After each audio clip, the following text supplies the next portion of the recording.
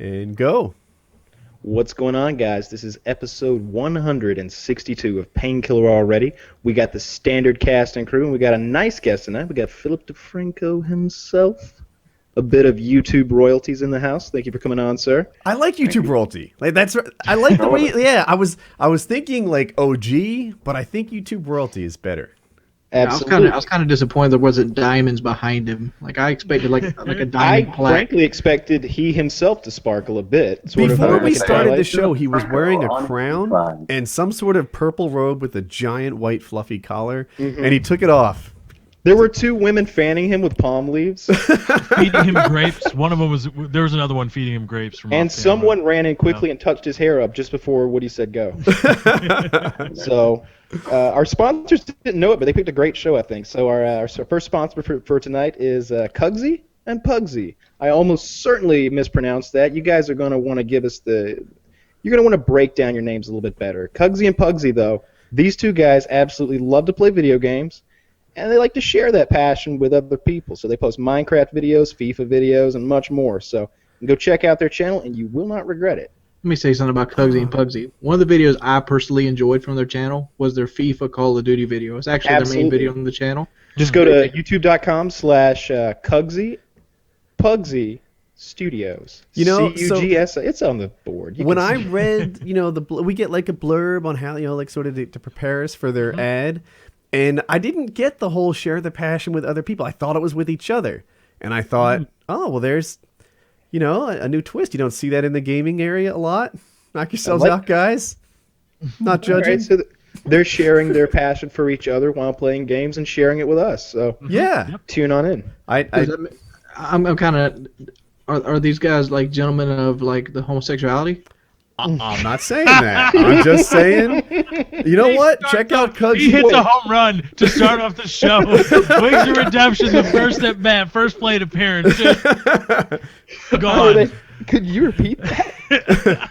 I mean, I didn't really catch it the first time through. I thought there's two guys at co-op games, but the way it's worded, it sounds like they share each other's passion. Like they're sitting there holding hands and kissing and stuff while they play Minecraft and FIFA. What's wrong with that, man? Yeah, don't. I know you like to bayonet TVs and scream at people. I think that's a good drawing line to it. Like, the what, do you want to euthanize them too? Couple. No, dude, gay for pay is the next thing that goes big on YouTube, right? How many guys on YouTube sort of exaggerate the effeminate side of themselves, make their bromance into something a little touchier feely than it probably is off camera. You've seen that, right? We built a podcast around it. So Cugsy and Pugsy, no one's judging you, man. Check out their channel. No, it's 2014. We accept you for who you are and whatever you want to be.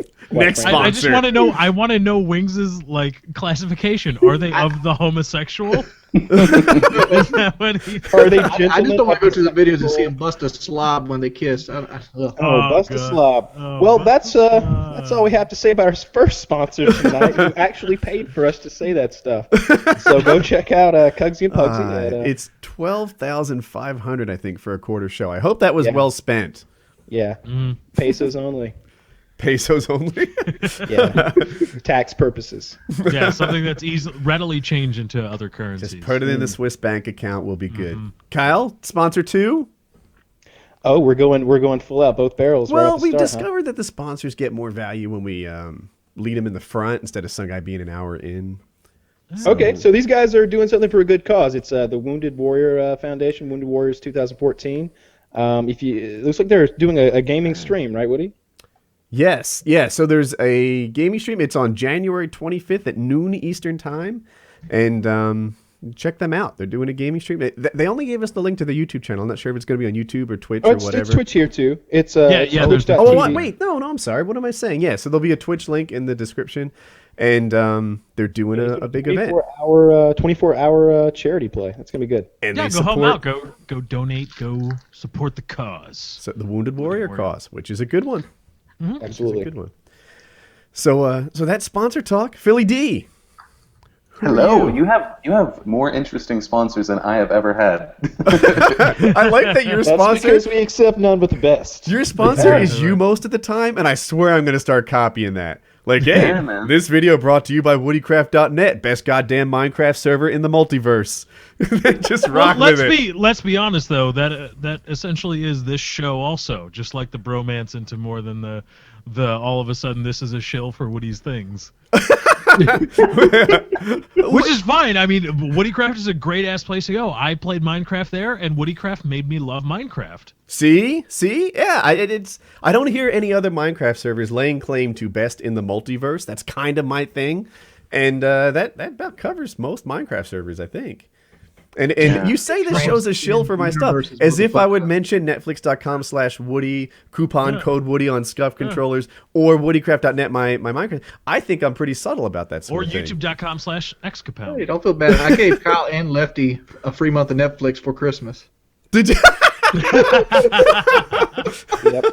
Yeah, by the way, PhillyD, your prize for being on the show this week, your compensation for donating your time, is a free month of Netflix. What? Oh, I have to say this, because apparently I didn't realize this until about 2 weeks ago. Our audiences definitely have, they overlap, because anytime I go heavy with my Netflix sponsorship, I see netflix.com/Woody in the comments, and I'm like, fuck you, delete. Fuck you, delete.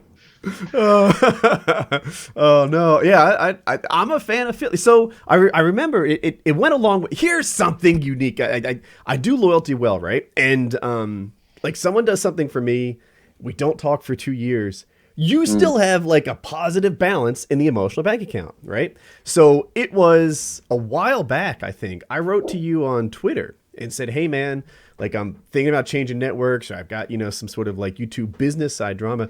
Can I talk to you? Do you remember this? So it's hard for me too, because a lot of like the former Machinima guys were like, someone help me. I don't know what I'm doing. So I gave him my phone number via Twitter direct message, and he calls me, and he spends like a while. I'll call it 45 minutes, maybe bordering an hour, just talking about like, I don't know, the business side of YouTube. And I felt like a sheep negotiating with wolves at the time. And he's like, this is what I think is good. This is what I think is not good. Anytime you're with a network, these are the things you want to look out for. And then it's not like we talk all the time, but to me, PhillyD is still the guy who helped me when I needed it. So Cool. I'll take yeah. that, man. So thank you. I don't know. I even like to this point, even though it feels less and less because I get so kind of weighed down with everything.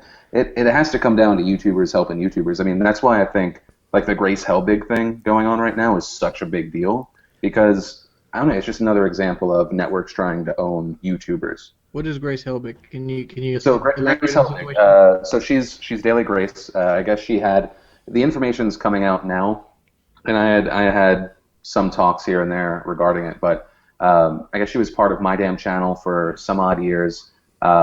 My Damn Channel just recently posted that they could not reach an agreement of some sort on her channel, and so she didn't own the channel. Apparently, I guess she was getting a paycheck or something, and she had to create an entirely new channel, which I think from a network you're like, yeah, that's right, we own that and we have the power. But because she's been so nice and such a good YouTuber to other people, everyone had her back. So when she launched this new channel, I think now after 36, 48 hours, she has like almost 300,000 subscribers. And she was only getting like 200,000 views at the end of that channel. So in fact, it's probably a good thing for her. The gaming space has evolved away from that. Like if you were to go back in the day, I'll call it 2010-ish, maybe 11. I remember Gold Glove lost his channel, right? Everybody like made videos. Hey, Gold Glove got a new channel. You can find him here, etc. He had more subs, I think, at the end of like 10 days than he did before he lost his channel. Yeah, and it was of course, like an instant 60,000 subscriber. Yeah, and 60,000 back in 2010 was a much more impressive number. You might consider that to be like 250,000 or something like that by today's numbers. And another guy, the Predator, the Optic Predator guy. Mm-hmm. He also lost his channel, and the whole community kind of rallied around and supported him. Even people who weren't really like tight with him were supporting him. Now it seems like everyone, like, they don't work with each other. If someone's successful, other people don't like him because of that success. There are groups, cliques of like 5 guys, but then that's a really tight knit group with the bulletproof armor where, they don't even want to talk to people who are outside of that group. That's the current gaming scene. So. It's a completely weird thing. Like even when we feature stuff on SourceFed's website, I'm a big believer in embedding the original video and then making sure that my bloggers put the subscribe widget for that channel underneath the video. Because even websites that I love, like the Chive, and websites that I hate, like World Star Hip Hop, they steal the video, they put it in their own player, they get their own ads on it, and I don't know. I think it's it's still sharing, it's still helping. We figured out a way to also make money on top of it, which is always nice. But I think you gotta help people, because otherwise, I mean, at the end of the day, it's like we have so much time on YouTube, right? And then hopefully you fucking help someone, not only because there is a business strategy that ends up being that thing, but also to just be a semi-decent person. Yeah. And now that it's January in 2014, we're going to start seeing a lot of other YouTubers left out in the cold after YouTube implements its monetization changes. Right? Because that's coming, isn't it? Which monetization changes? Might be news to me. YouTube is now, the networks, it's like the networks are doing this to individual YouTubers via YouTube. It's like YouTube via networks are impacting people. Channels that were previously precluded from the Content ID system and just the general review process for monetization, which you are subjected to if you're not through a network. Pretty much everybody's going to be a part of that system now. Even if you're part of a network, even if you're signed with a network and you were previously not subjected to that system, networks are now going to classify you at your channel as affiliated, and you're going to have to go through that process once in a while. I don't know how prevalent it is. Yeah, so you'll upload a video, you won't have ads on it for 2 days, and that. See, because that definitely sucks. But I definitely, that's even. It's something that I see from both angles. One, it's impacted people so terribly as soon as it happened, because it hit so many people all at once. Mm-hmm. But on the other end, looking at it, I think from the network point of view, it was seen as this way to get people into networks to be like, you're not even going to have to go through the copyright system. You could upload fucking anything and you'll be fine. And so what sucks is it's not like everyone was doing that, but because 3% of people in networks were abusing this, now it's fucking 97%. And that's what really sucks about these changes. And I think that's also something that's scary about YouTube. Sometimes they change things based on the outliers. And that's a really terrifying thing for the future of the website. You know what? So when I think of the OG YouTubers, maybe it's just because they're the ones left still standing. A lot of them have been better businessmen than I think the new wave of YouTubers. Like the guys who hit it rich now, and I will not be naming names. It seems like they just go wild with their expensive cars, their expensive clothes, their drugs, and you just see them. And their drugs. Like, who are you talking about? I'm so not talking about any names. Yeah, nothing. I'm good. Look, your nose is all red. Sorry. Yeah, but and they just go wild, and you're like, wow, this is a guy who's not going. And wow, everyone's thinking I'm talking about X-Charles now. He wasn't even the guy in my mind. Just I swear he wasn't. I thought you see, Woody, the reason I jumped in front of that bullet for you was so that everybody would think you were talking about me. But now you went and I totally wasn't thinking of him. You did that. Yeah, I know you weren't, but you didn't shoot yourself in the foot, but then you grabbed that bullet mid-space and just stuck it right in. He's on cocaine? Yeah. Is that how he does that stupid clown voice in his streams? You probably don't even know the guy that was in my head when I said that. But anyway, what was I going to say? You see them. Whereas you look at like the Shay Carls, the Mystery Guitar Mans, the PhillyDs, and these guys kind of like took that, reinvested it, made a business, have a career out of it, as opposed to just like a cannonball trajectory, which is the normal YouTube scene. Yeah, it sometimes pains me to see, like, you see someone like come to prominence and then you see that they have like a $200,000 car, but at the same time, fuck it, why not? It's not something that I would do, because I think because of like the way that I was raised and like my conditions and stuff like that, I've always thought about my life ending at 35, and so I had to like make it by 35. But I don't know, I also get the other side, even though it's a bit crazy. Yeah, crazy talk. Do you guys need a whole nother topic? Yes. I want to go down the PhillyD life ending stuff. I've always been curious about that. The life ending stuff? Wait, what do you mean? You said he's you had talking to be, about your you had to medical make it condition. to 35, like Okay. like you have the timeline. Yeah, so I've had this timeline in my head since I was around, I want to say 16, 17. That's when I found out I had PKD, which is polycystic kidney disease.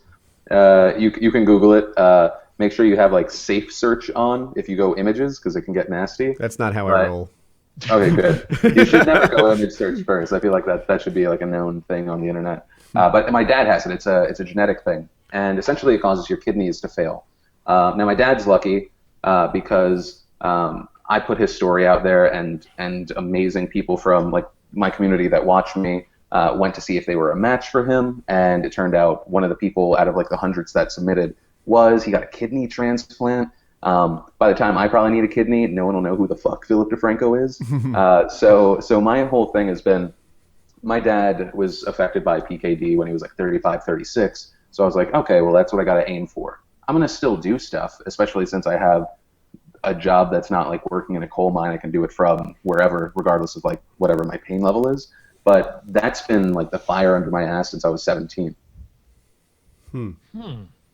So Yeah, sorry. has I always treatment feel gotten any bad better talking for about it? I mean, have you kept up on the treatments and research for the condition and whatnot? In the side of the United States, it's definitely slower, especially because stem cell research was stifled for so long.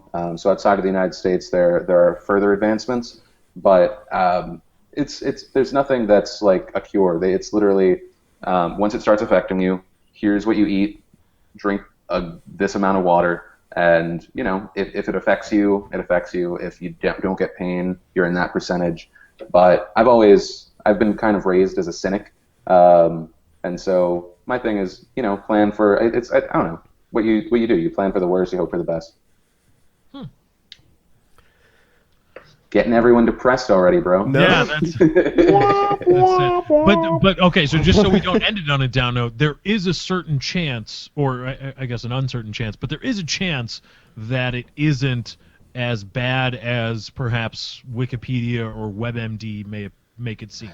Yeah, it's really, it all comes down to the percentages and chance, and yeah, I mean, I hope not. And even if it does, it's nothing that pain meds can't cure for a few years until it gets serious, and then hopefully I go somewhere and buy a kidney on the black market and don't die from that surgery. I like this trajectory. Yeah, this is Yeah. outstanding. I wonder what else. See, this is a man with a plan. And this is what YouTube has done to him. It's made him into a businessman, such that he's like, you know what? At some point, buying a kidney on the black market is going to be a thing. So that's the weird thing, right? So it was this thing that I had never thought about before for my dad. In the United States, I believe it's actually illegal to pay someone for an organ, but in other countries it's not. We had to go through this crazy process of everyone submitted to this facility in Florida to see if they were a match for my dad, and then they had to wait 6 months because I guess there's stats or study or history to say that some people that jump into this too soon, or maybe have like some sort of like they're not mentally stable, they commit suicide afterwards. So inside of the United States, they're very, very careful about, especially altruistic donors, if you don't know the person, because it seems unfamiliar and different. Wow, that's pretty. We can talk about boobs or fart jokes though soon. Yeah, boobs are good. I'm a big fan. Yeah. Okay, so here's my plan. We can either go to talk about Wing's sister, which I really want to talk about, or we can talk about the failures of all women in that the Marine Corps is Failures of all women. Carry on. or so the Marine Corps is delaying releasing their fitness results because 55% of the female candidates failed to perform 3 pull-ups, which is the mandatory Ask your minimum. question, Kyle. You said they're delaying the results, but you seem to know the results. So how did you? Well, the get results have been leaked. It's a CNN article. So women suck at pull-ups. Women suck at pull-ups. I guess my question is, do you think that before someone should be in combat, which is what the test is for, you should be able to knock out 3 pull-ups regardless of your sex? Yes, I do. I think Are we talking the Marine overhand pull-ups? Yes. Or the underhanded ones? Overhand. Overhand's tough, man. It's a lot of lats back there. Yeah. I look. Not only are these women unable to do 3 pull-ups, but they're lighter than the men who can do 3 pull-ups. So I think perhaps that we need more than one fitness standard. We need a warrior fitness standard and like a supply guy fitness standard, a chef fitness standard. We do, and this is the warrior fitness exam. Well, if you don't pass the warrior fitness exam, perhaps we can repurpose you into some sort of truck driver or helicopter repairman, or I don't know what other job would fit someone who's not good at pull-ups. But Kyle, why are they delaying the results? I'm sure there's men. I think they're embarrassed by it exam. because this whole percentage. females in combat thing is brand new for the Marine Corps. It's a brand new thing. Oh, so it is like this is the first class of women that has been tested for combat? Is that I think this is the second class because the first class, I want to say like 4 of them passed and 3 of them became active duty Marines and the 4th had to wait 6 weeks for an ankle injury to heal, but she had passed her exams. So I'm assuming this is the second class and it's much larger because of all the publicity the first class got. One of the things I'm sitting there struggling with is what on the battlefield would a pull-up kind of like help with? Okay, so here's where I think it helps. If you're going to be in the Marine Corps, I mean, one of the jobs is operating an M2 50 caliber machine gun out of the top of a Hummer.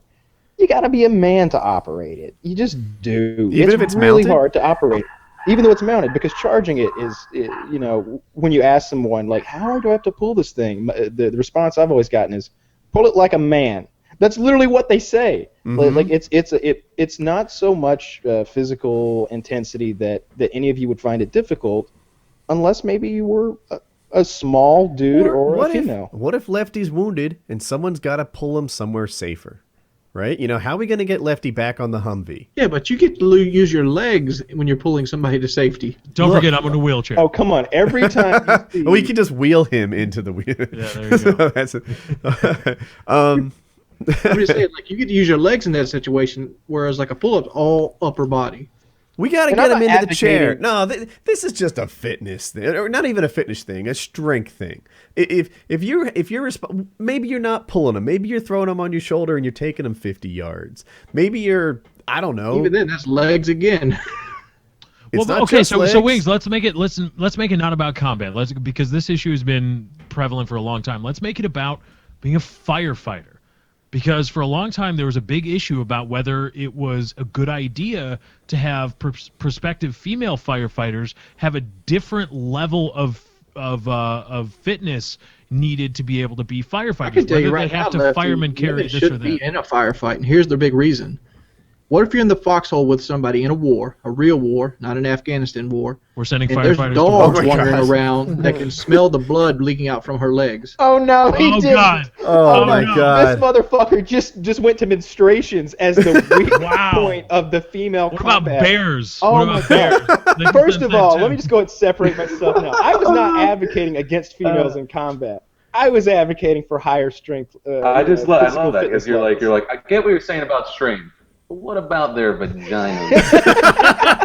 But the fact is, that's the reason you don't want them in combat. I wouldn't want to be in a foxhole with a woman on her period when the Look, Germans dude, got dogs if wandering the around U.S. looking for me. Marine Corps is worried about packs of wild dogs, we got a serious problem. Right. No, These are the forget baddest because motherfuckers Wings is out like, there. no, forget the Germans with their mortars and their guns and their tanks and Look, stuff. dude, I've No, talked- they got I've talked dogs. to a lot of guys in the Marine Corps. You know what they do with the wild dogs in the area? They fucking eat them. Oh. They eat them. They totally eat them. I've heard 3 different stories about eating dog from Marines while they were Wings, man. I traveling fucking the know world. that. So trust What me. Jordy's saying is true, or Wings is saying is true, then they could use the woman as a trap. You guys are picturing it wholly different. You're looking at it different. I'm talking about like a search and destroy kind of thing, like Vietnam, where they like say you're behind enemy lines and the girl you're with starts bleeding on her period, and they'd search you out with dogs. Do you realize the level of fitness that a female probably is in combat and the stress they're under? There is probably no way they're actually getting their period in I combat. bet they're getting it. I bet they're getting it. You I gotta do don't it. know. It's a natural body thing. With how like saying you would take a how fit far in they combat. have to run their body I am fat just level? applying my experience as a collegiate swimmer to this, and I'm saying, even when they're working hard, these women are getting periods. Well, I saw G.I. Jane. G.I. Jane was bullshit. I don't know. I recognize that there are slight variances between a swim team and a Marine in combat, but just the same, they're working hard. And there's also biased. Like, let's say it's you. Let's say your partner that you're with that day because they use the buddy system, is the female, would you want to get shot and have her try to drag you back, or would you rather have Big Rig? Or even as a cop, right? Let's say you're a cop and you're breaking up a fight. Then you know if there's two guys in there, there's kind of a 2-on-1 thing going on, and it's cool. If there's a girl by your side, now not all women, of course, but mostly you're going to be like, my backup's not a man. It's tougher. You know, I think if they can meet that standard, right? They can reach that physical fitness. Great. If they can't, I think that standard. I mean, if you want to talk about equality, it should be the same. You know, can you lift your partner? Can you do whatever? I think that is important. That's the only way you're going to have trust. Otherwise, did we losing just him? Oh, we lost you for a second, but it looks like you're back.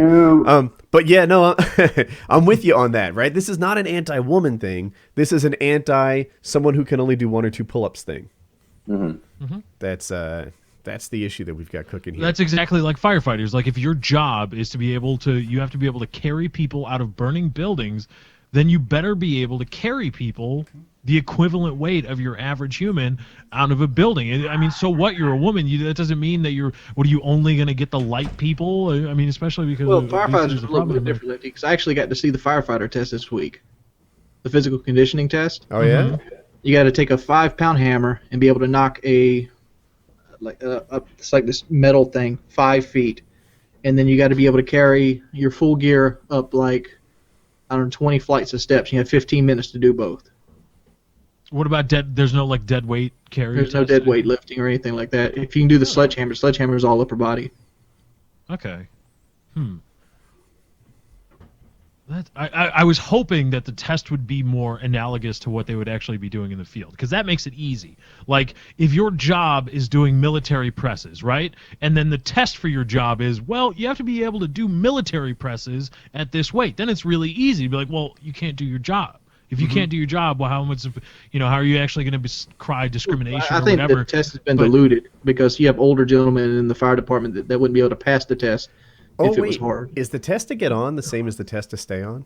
It is. It's the same test you got to take every year. See, that's a thing. They should have a contest to get in. That's how I would do it, right? So there would be an athletic portion and there would be an interview portion, and you take the results and you'd mesh them, and then that's how you choose your firefighters. So wait, are we glossing over something? Wings, why did you get to see the firefighter test? Well, one thing, I know a couple firefighters, and I met another guy that just recently took his test today, and he was willing to show me the course. He took it in over there in Merle's Inlet, and I'm trying to kind of lay the framework to become a firefighter. You know, planning on EMT school, trying to get in physical conditioning. 2, I wanted to see the course because I wanted to train towards that course.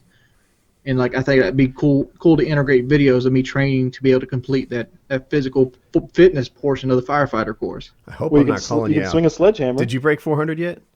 I have broke 400. Nice. I'm at 396. So what's the total loss down to? Where'd you start? 48 pounds. 48 pounds? Wow. On his way. Awesome. Good job, Wings. But my it slowed down really bad, but I'm still losing inches like a motherfucker. Wait, what's slowed down? Like the aggregate weight? My actual weight loss has slowed down a lot, but I'm gaining a lot of muscle. Yes, Wings of Redemption can kick anyone else's ass at 397. Have you been doing what kind of food stuff have you changed? What kind of food stuff have I changed? Well, no more breaded chicken, no more pizza. Very limited on the sugars.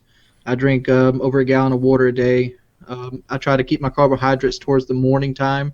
Like when I wake up, I'll have banana and bran cereal. And after 11 o'clock, since I usually wake up at 1 o'clock in the afternoon, so my day's a little askew that way, I usually, after 11 o'clock, I cut carbs out completely. No carbs, nothing. But I have to imagine that the situation before you were losing weight, back when you were gaining, there were some binges in there, right? Like meals you'd eat and regret. Oh, there's always binges. I've had binges while I'm losing weight, but the food I binge on now is food that is hard to gain weight on. You can't binge yourself on Asian ready-to-go meals because they're 200 calories. You could eat 8 of them. You're still only 1,800 calories in on that day. 1,600, but fair point. Yeah, I mean, you find it more like the idea is to keep more viable food in case you can't control yourself and that addiction kicks in. you do it on something better than a glass of fudge ice cream or pizza. Oh, you said pizza. I'm gonna get that in like 5 minutes. I'm sorry. I've done that too.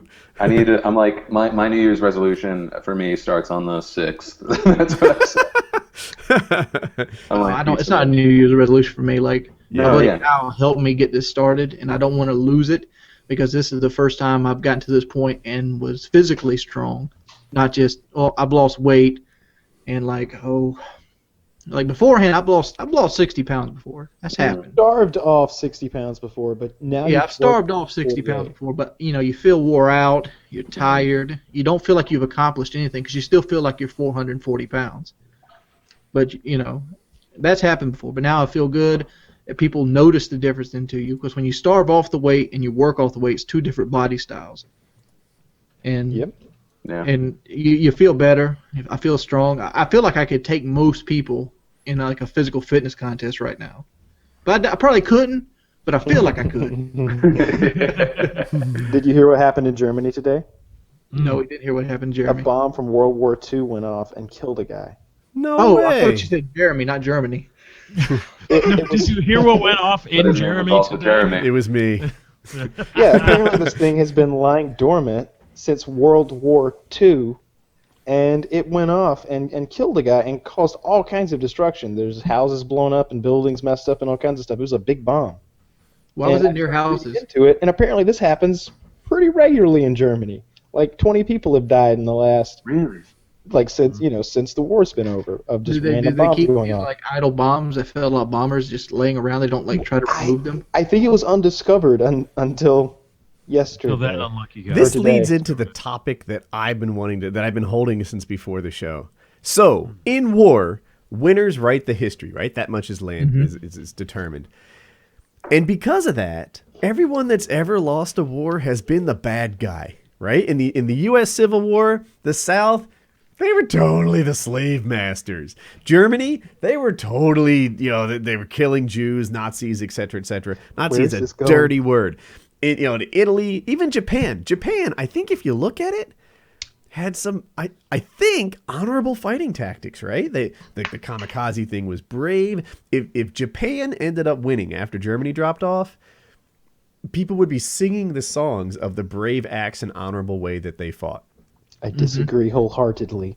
I don't disagree. I think people would be singing like these brave warriors. They'd be heroes. There'd be plaques against the guys that Yeah, and kamikaze. Kyle, Well, you they'd be might heroes in Germany. They would be You heroes, might or not in disagree, Germany, Kyle, Japan. with the fact with the idea of the songs, but if What I disagree Japan with- won, no, you might disagree that they were honorable fighters. I don't know. To me, they ran in there. They were brave. They were kamikazes. They were doing their thing.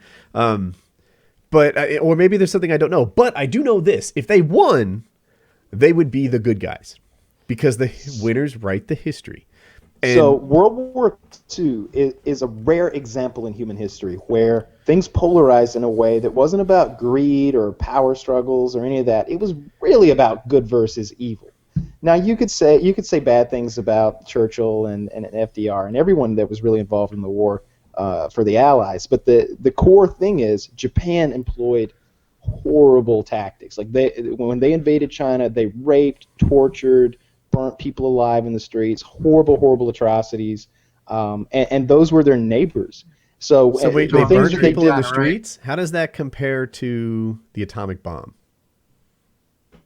Let me Compared finish here. exactly to we burnt people in the streets with it. So here's the Well, difference. technically, the radiation did that.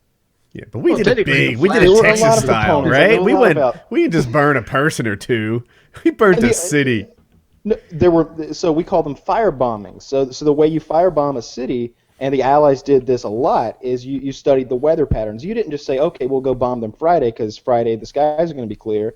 You said let's hit them Friday because there's a low pressure zone, and on Saturday night the winds are coming in from the north. You designed a firestorm. And this is what by the good napalm guys bomb. did. This is what the good guys I'm did. following. Because they had bamboo structures. And that was in Japan. We also did in Germany. I knew a guy who was in Hamburg and was bombed. He was like 7 years old at the time. But what I'm talking about is the ideologies of the parties involved. At the top, at the core, Japan was evil. The things they were doing to the people around them were evil. we weren't doing anything like that. Neither were the British. Neither were the French. They weren't exterminating races. So did we do anything like that in Well, Vietnam? we did cut off Japan's oil, and they were pretty pissed about that. Vietnam? Well, we were looking for a way to get into Vietnam. the We war. were wrong. Vietnam was a bad war, and we lost, and we should have. And there's an example. You're where, anti-troop. No, I'm anti-Vietnam. That was the dumbest. That was the dumbest war we've ever Vietnam, fought. we used Agent Orange against them, which still deforms them to this day. Like babies come out deformed because of it. I don't know about all that, but Vietnam is a Agent Orange horrible war. is a chemical we poured into the forest designed to clear the forest so the troops wouldn't have to deal with these search and destroy ambushes. I don't mean to cut off the examples if someone's going to be mad about it, but are there any examples where the bad guy won in war? Where someone had the opportunity to write history? Vietnam. Wait, the bad guy? You did. All right, so you swapped stories on this one. Well, the bad guys won. The North Vietnamese won. They won. Oh wait. Woody, do you mean where We the lost. bad guy or the what was And the we wrote it that example? way, Where somebody won the war, but they still came off looking like the bad guy. Yeah, I guess with the benefit of writing history, I can't think of an Okay, example. well, right? I can think of one right now. Iraq, exactly, Wings. Iraq. The Iraq War. There The you bad go. guy won that war. You talking about the second one? The second one. Yeah, the second one, the Bush one. Wow. So we're the bad. first one was What Bush about one. the shining beacon of democracy we created that's going to serve as a catalyst for the rest of the Middle East to say we want to be more like Iraq? Now, what happens in Iraq is driven by political forces instead of military forces, right? Iraq was a success in that, this is the argument. Iraq was a success in that now, instead of who has the most guns and who's willing to die in the fiercest way possible, it's who has the most votes, who has the political sway. That's what determines what gets done in Iraq today. Yeah, But that then didn't why change in the Middle East? though. Look at the Palestinians in the thousands of years. They just don't want it. They're sovereign nations. They say we don't want democracy. Screw you. Why is that not okay? Just a thought. I'm just saying, if you wanted to make an argument, that is Iraq right. That is the better argument. off now or under Saddam Hussein? you couldn't really tell the difference. I don't know. I didn't live in Iraq under I Saddam know. Hussein. My brother was in Baghdad for a long time, and he said nothing really changed during the process of him being there. Well, The only that's difference the was the thing about leadership changed. That's the thing about political change. I don't know. I've lived under a whole bunch of U.S. presidents, and it's all pretty much the same. It's like my house- brother said That's Don't why think change about voting the matters so leadership. much, right? I'm sorry. I had to get that. Yeah, you one. were wrong about that. You Yeah. can't just not vote and complain. PhillyD, know, back I'm me just- up on this.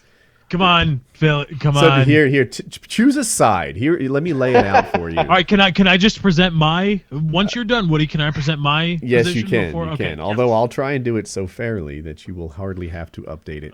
My argument is, if you want to complain about the government, then you need to vote. If you don't vote, you can't complain about what you get. If you vote and your guy lost, you can say, look, my guy lost, but I voted. It's not my fault.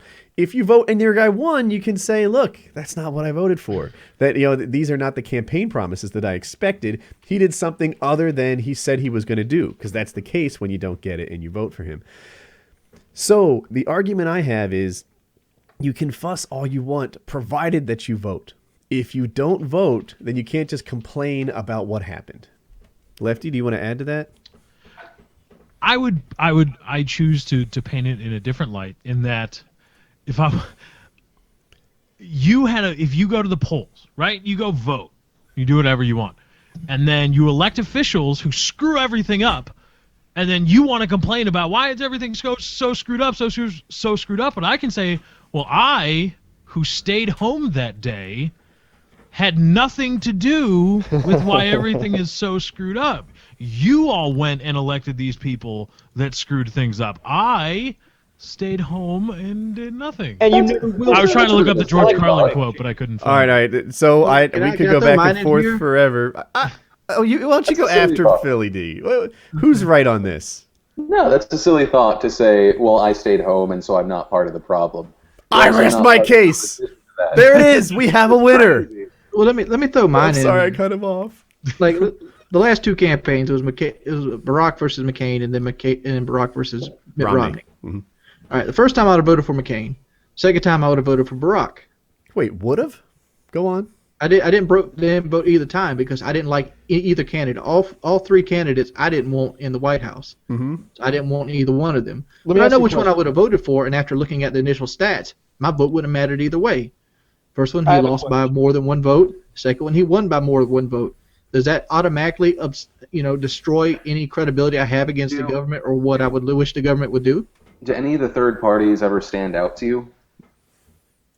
The third parties? I mean, the others, like I can put Mickey Mouse or my name in. I voted for Perot. They have zero chance of winning. I voted like for. that.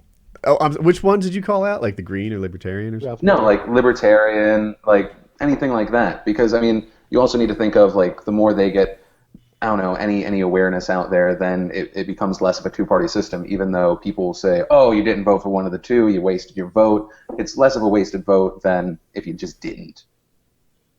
Yeah, I voted for Perot, and I remember when disagree. Perot was running, he said, "Vote for me," and this is one of the reasons why. Even if I don't win, then my party next time around, if I get 25% of the vote, will become eligible for federal matching, and we can change the world. We can make the U.S. into a three-party system if we get enough votes this time around. And it was almost like he wasn't campaigning to win; he was campaigning to make a real change. And the me of today doesn't love third-party systems, but that was like.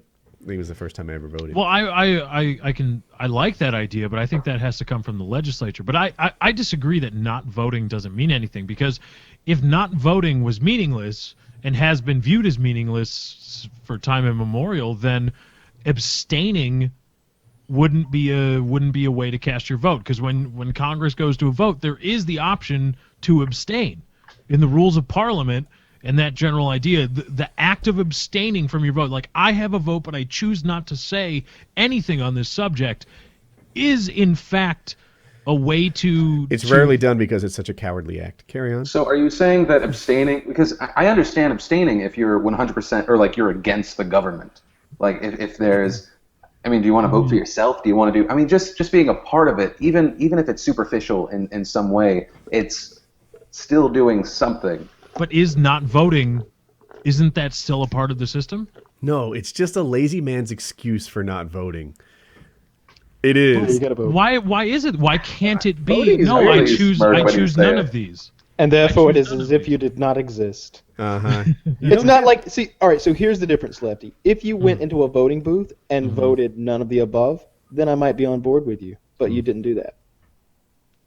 Did you vote? Why do I have to do that? Because now no one even knows that you abstained. Because did you also not agree with any of the topics or like the smaller like local things that mattered? Any of the people in your local government? Because you're talking about abstaining for the presidential. No, I think they're all the crooks big that deal. should be summarily executed in the town All of them. squares.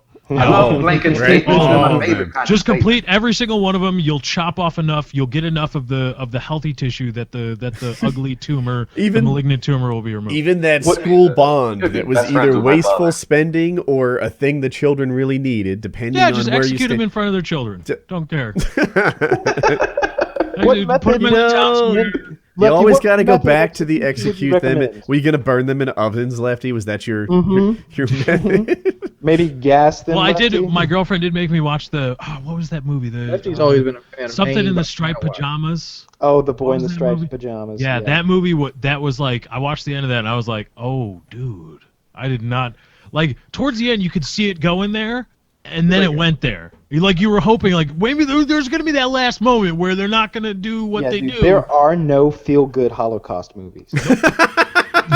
No one ever made a comedy. about no Holocaust. romantic comedy. there's a Wouldn't it make business you feel worse if opportunity they for did you. go there and their No, there system was be Hogan's inefficient? Heroes. There was Hogan's Heroes, but that wasn't a feature That film. does not count. A feel-good Holocaust movie. There This are is none. great. You need There are one, none right? of Where those like films. they employ some poor Jewish guy as the best cobbler they've ever seen, and all the guards start really loving him up and feeding him, and he just becomes a really happy Holocaust. No. You get Sophie's Choice. You get Schindler's List. You get that film where the guy was a boxer and he had to fight in bare knuckle boxing bouts with the German military to like keep from going to the gas chamber, where he's like literally fighting for his life every night. You What get was that? Dark. It's the same guy from what is his damn name? He was the cop from what's the movie with the two brothers in Boston where they're getting vengeance? Oh, Oh no. Casey Affleck? For thee, my lord, for thee. No, I'm probably way off. It's something Saints, right? But I Yeah, can't like Boondock Saints, Saints. but it's not. Boondock Saints. It's Way Boondock off. Saints. He was the cop from that. That was just such a convoluted way Which to one, get William rid of that Dafoe? actor. William Dafoe. Yes, Willem Dafoe. Wow, Willem Dafoe is the nice. fighter in that movie. Nice. All Holocaust movies are like that. And I'll say something else about Holocaust movies. I've never seen a poorly made one, and I think that's a testament to the respect that filmmakers have about that subject. If you- Yeah, I don't think I've ever seen a bad one. So did we ever? It was the U.S. winning Iraq? Is that the bad war? The bad guy won the war thing? Sure. I'm sure there's other. I'm sure there's many. I don't know if other you can count that as a conflicts. win, though. That was kind of like we got to the end, and everybody was like, "You want to keep doing this?" No, not really. All right, we're gonna leave. Like a 7th grade fight. It was totally one of those fights. Did you see the Reddit clip where the two guys are like fighting it out in the subway, and some guy walks in with snacks, and it just completely Snack chills man. out? Yeah, Snack Man. Yeah. That's what happened in the war with Iraq. What was the the U.S. one the where bad Teddy guy Roosevelt? in the Revolutionary War? In the Revolutionary War, no. See, that's no, absolutely not. Good guys. Good We're guys. the good guys in Revolutionary Well, we're the War. good guys because we won, but I think Britain had other things. I think even Britain to this, I want to know what the British fans have to say for yourselves. Do you agree that we were the good guys in the Revolutionary War, and if you don't, I'll fight you for it? Well, I want to know. I want to know from Red those coat. guys. I want to know from those guys. How is it taught in your schools? If you focus on history and you do that, is it kind of brushed over? Do you just like, yeah, we've sent these assholes over there and they just kind of dicked around and we were like, whatever. go away. I have never been a British student. I did have a British history teacher. And she talked about it, and she was like, in America, the Revolutionary War is this really big deal. They focus on it. You'll do a whole year on it, and then cover it a little deeper every single year following that. And she's like, where I grew up, I don't know if I'm gonna mess it up. Britain, Wales, UK, that freaking place with the accents in the corner. No Americans don't know the distinction between that. England. You're part of Europe and the euro, but you still use the pound for some reason. So in England, she said like the U.S. breaking off was just one of many, many, many countries that eventually did that. She's like, we don't grant you any special reverence. It's like, the time we lost America was the same as the time we lost India, the same as the time we lost like every other English-speaking country in the world, Australia. What about China? How you feel about that? Australia. Britain. Well, they wanted that to be its own thing. They're like, get out of here, go away. It was a prison colony. Yeah, they didn't like it. So here's the difference between that, because she's giving you she's full of shit. It was a big deal. The war went for over 8 years. There was in adjusted money. It was hundreds of billions that the British were spending. They were bleeding dry. The king didn't want to give up. They finally had to force the king to stop. Like, this was a huge deal. The American colonies were the jewel of the empire. Forget India and Australia.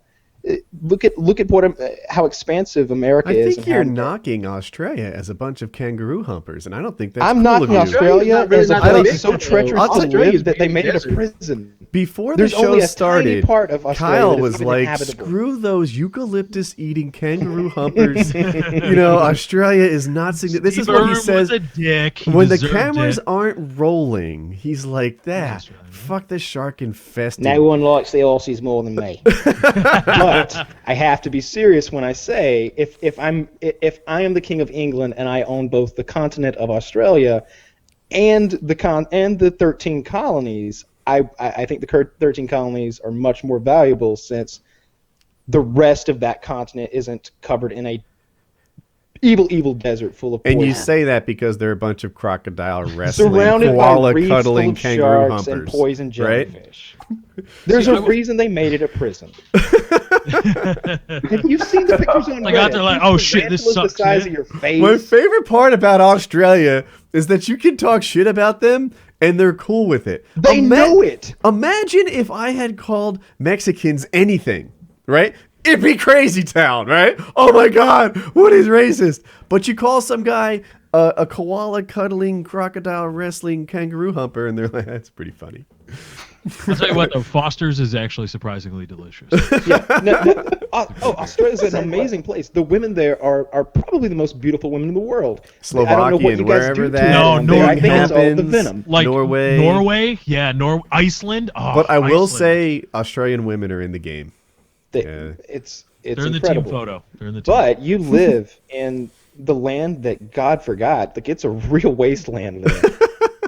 And they know it's true. Yeah, don't even put your hand in your slipper. There's something in So, there yeah, that wants to kill you. But the point is, it was different. It was different when England lost the 13 colonies. It was a big deal for them. It was and it was a serious war. There were lots and lots of losses on both sides. But think of what they actually lost. Just imagine if they had it right now. They'd have New York. They'd have New England. They'd have South Carolina. They'd have Georgia.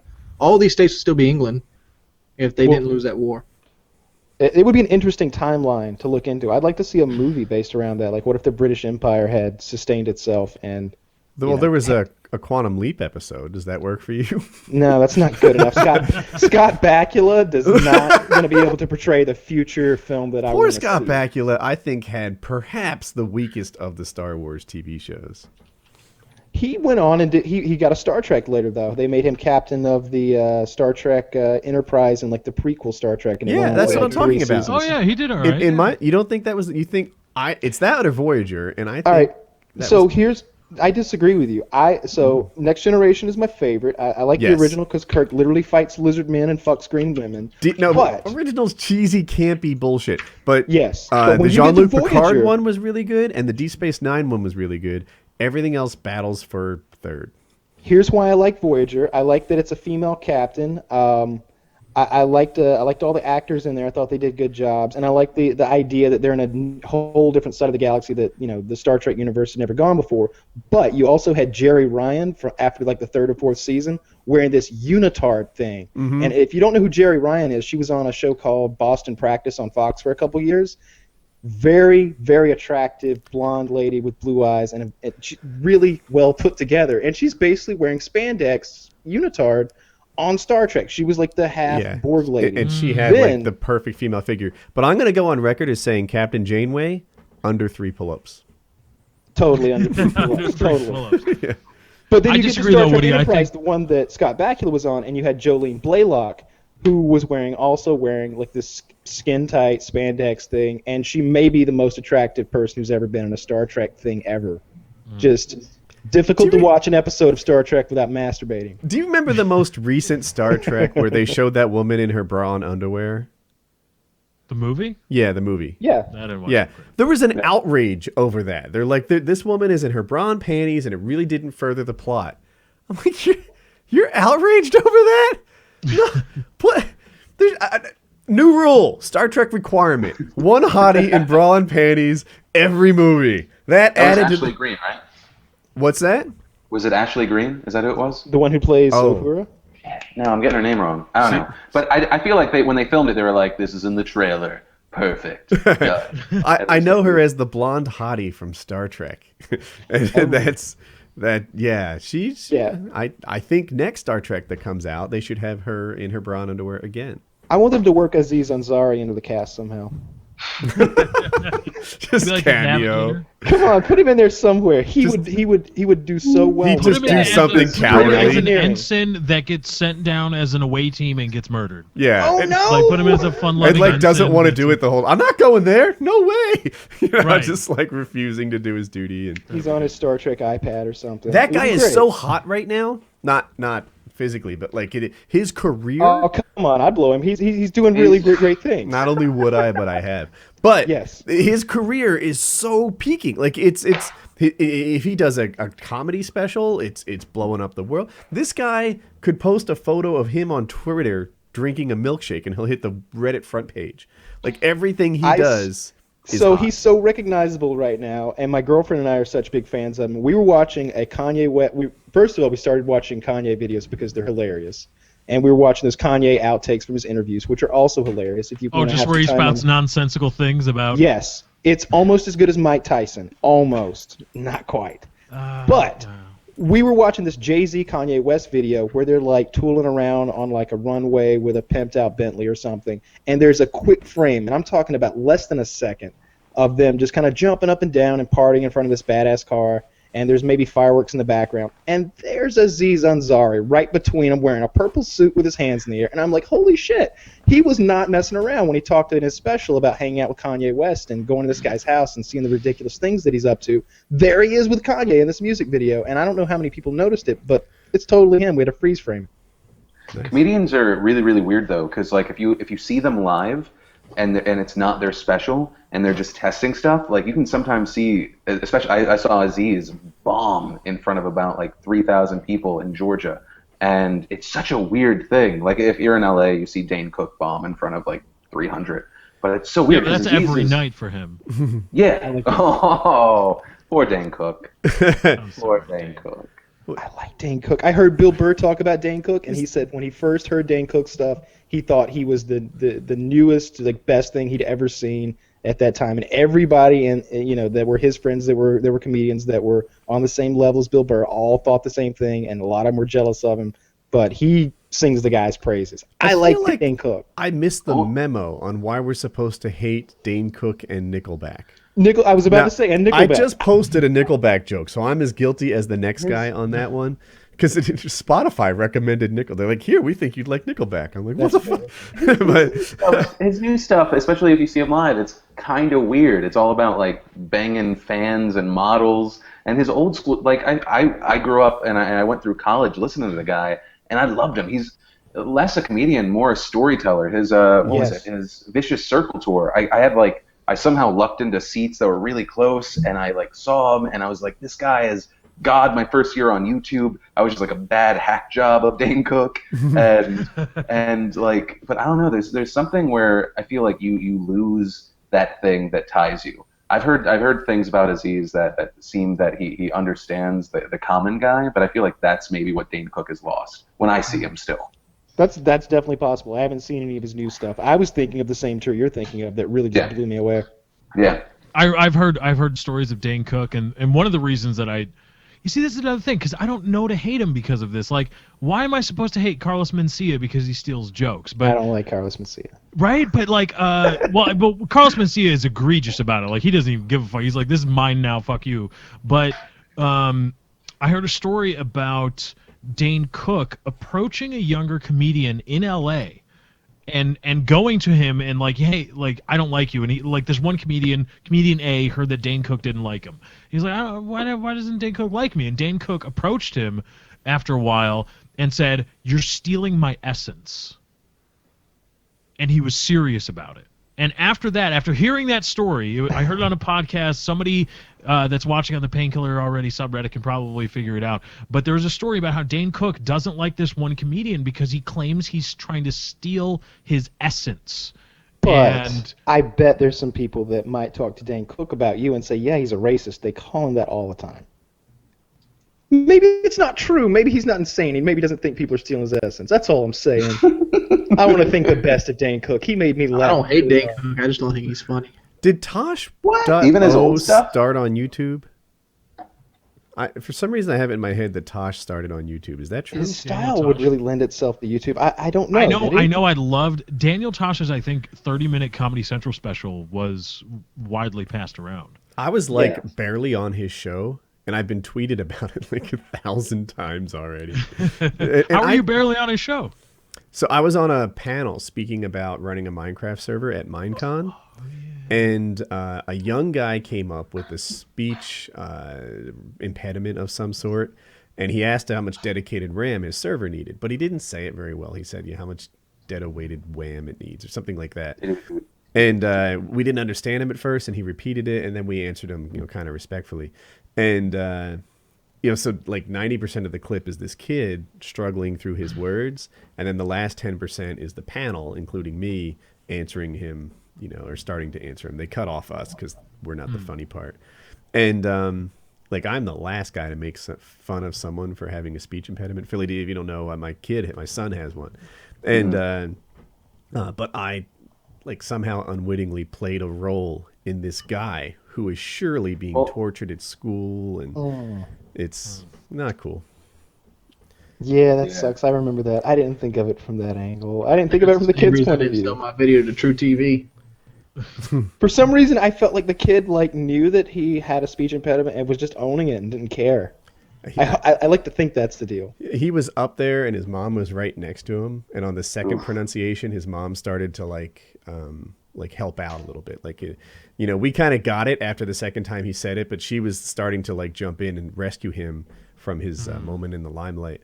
And I don't know, I not that I did anything. You watch the clip and you'll see I was nothing but good, but I hate that it happened and I was a part of. Yeah, that sucks. Because if I'm trying to remember the clip, it's essentially just you and I feel like one other guy just go wide-eyed, right? Yeah, and the kid, he's a little heavy, he's a chunky kid, and he's wearing, in Minecraft, when you walk around, above your head, it has your in-game name. They call it an IGN. And he's wearing a halo almost that has his name above his head, and his mom's wearing a matching one, and he has a speech impediment. And when you put the whole scene together, a kid that doesn't look like Johnny Football, a kid with a speech impediment, and a kid wearing a Minecraft name over his head, it gets to be a scene that people make fun of. And wow. So you asked, that's how I was on Tosh.0, because I was a bystander. You see, that's one of those things where you watch it, and if you don't know anything about it, it's probably funny if you're removed from it completely. But then you know just one thing about it, and all of a sudden it's like, oh man, that's kind of dicked up. That's not okay. It was really mean-spirited, yeah. And I have been asked how much I forget how they spell it, dedodated wham, a Minecraft server needs 100 times since then. It just keeps going. I hate you because every time you say it, I smile and I'm like, I'm a dick. I'm laughing at his pain. I guess I don't have TV.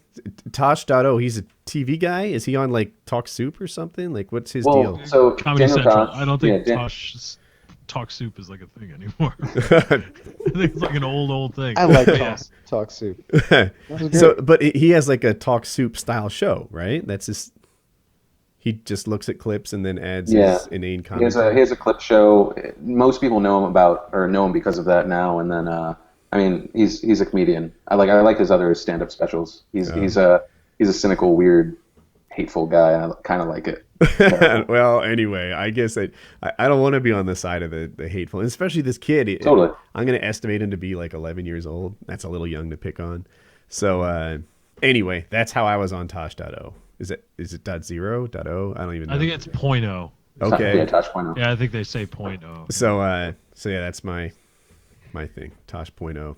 Now they're going to get you, Woody. You're going to be on there now saying Tosh.0 over and over again, and he's gonna riff you pretty good for that. How will I? Well, look, I can Daniel take it. Tosh I get that every day. I'll be fine. No. Oh no.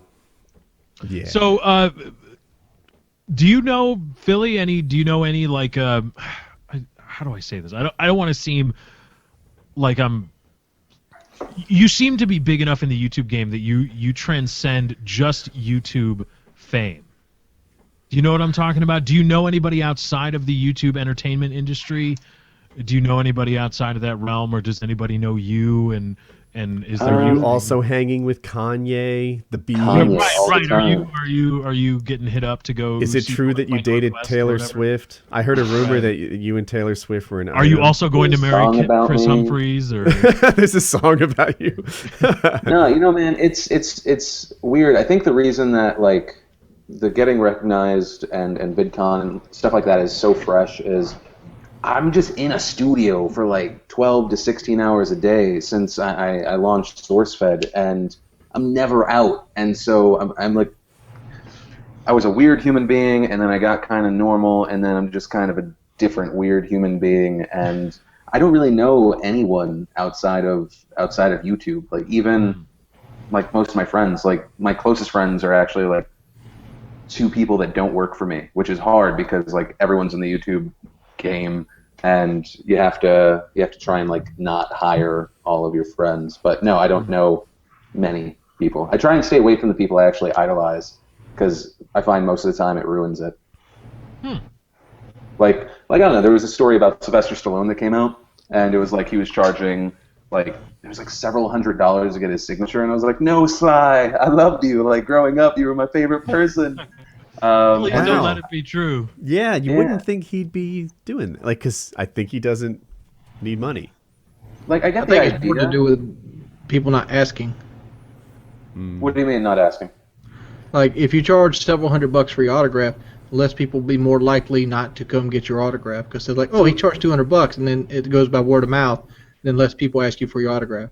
Yeah, and I get it from the point of, like, we have to control the number of people, but I don't know. I mean, because I have a website that we charge, like, an extra fee if the poster's signed, whether it's me or whoever is on the poster, and it's specifically for that reason, because when we first launched posters, I automatically did it, and there were, like, several thousand, and that's when you get, like, the John Green special pen that, like, you start getting, like, fucking hand pains. But I don't know, it's also something weird because I grew up with Sylvester Stallone, like, watching him. He was, like, my favorite person. And then you think of, like, oh, all these other people that have that same relationship with this guy they've never met. And you essentially, like, see the guy, you pay some lady next to him, and then you're like, can you sign this thing? Thank you. Okay, I'll go away now. What's your favorite Stallone movie? It's not over the top. It's probably the first Rocky, I'd Yeah, say. it's got to be, right? Right? I think it has to be. Next to that, some people may disagree with me, but I like Cliffhanger a lot. Cliffhanger is awesome. Starts out Rambo strong. isn't up there for either of you. Rambo 4 would be mine. Rambo's Number there. one for me. There were Rambo's 4 there. Rambos? I was just talking. Wow. The Is there newest a fifth? Rambo is like my fiance's favorite. She had never seen it before, and she was like, "This is amazing." Yeah, Rambo 4 kicked ass. I like the Yeah. newest Rambo too. Was that the one where he went to Cambodia? Yeah. I just remember that scene where he's like in the back of some car and he's just fucking. It's like 60 seconds of him just murdering people. Wasn't there one where he's like, killing ain't easy, and I ain't no place to start? Isn't that one of the lines from Rambo 4? He says something like "killing is "Oh, that's easy as breathing." Waterworld." Oh, Kevin Costner Whoa. said it. Wow. Same Talking about thing, a- right? Yeah. No, yeah, it was Rambo, Stallone's. well, Rambo 4 and Waterworld, maybe. He said something else. He said killing's as easy as breathing. That's what he said in Yeah. Rambo.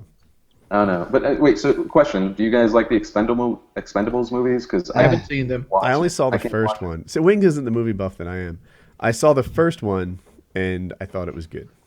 The Okay. second one got a little bit more crazy, and they started making fun of the fact that they were just jam-packed with all these action stars. The third one has even more guys in it. Harrison the third Ford's one? in it. Oh, yeah. I'm trying to think who the new additions are. I know Harrison Ford, Stallone, and Schwarzenegger. Oh, that's right. The only reason I know that there's actually a third one is what? Because Bruce Willis got thrown under the bus.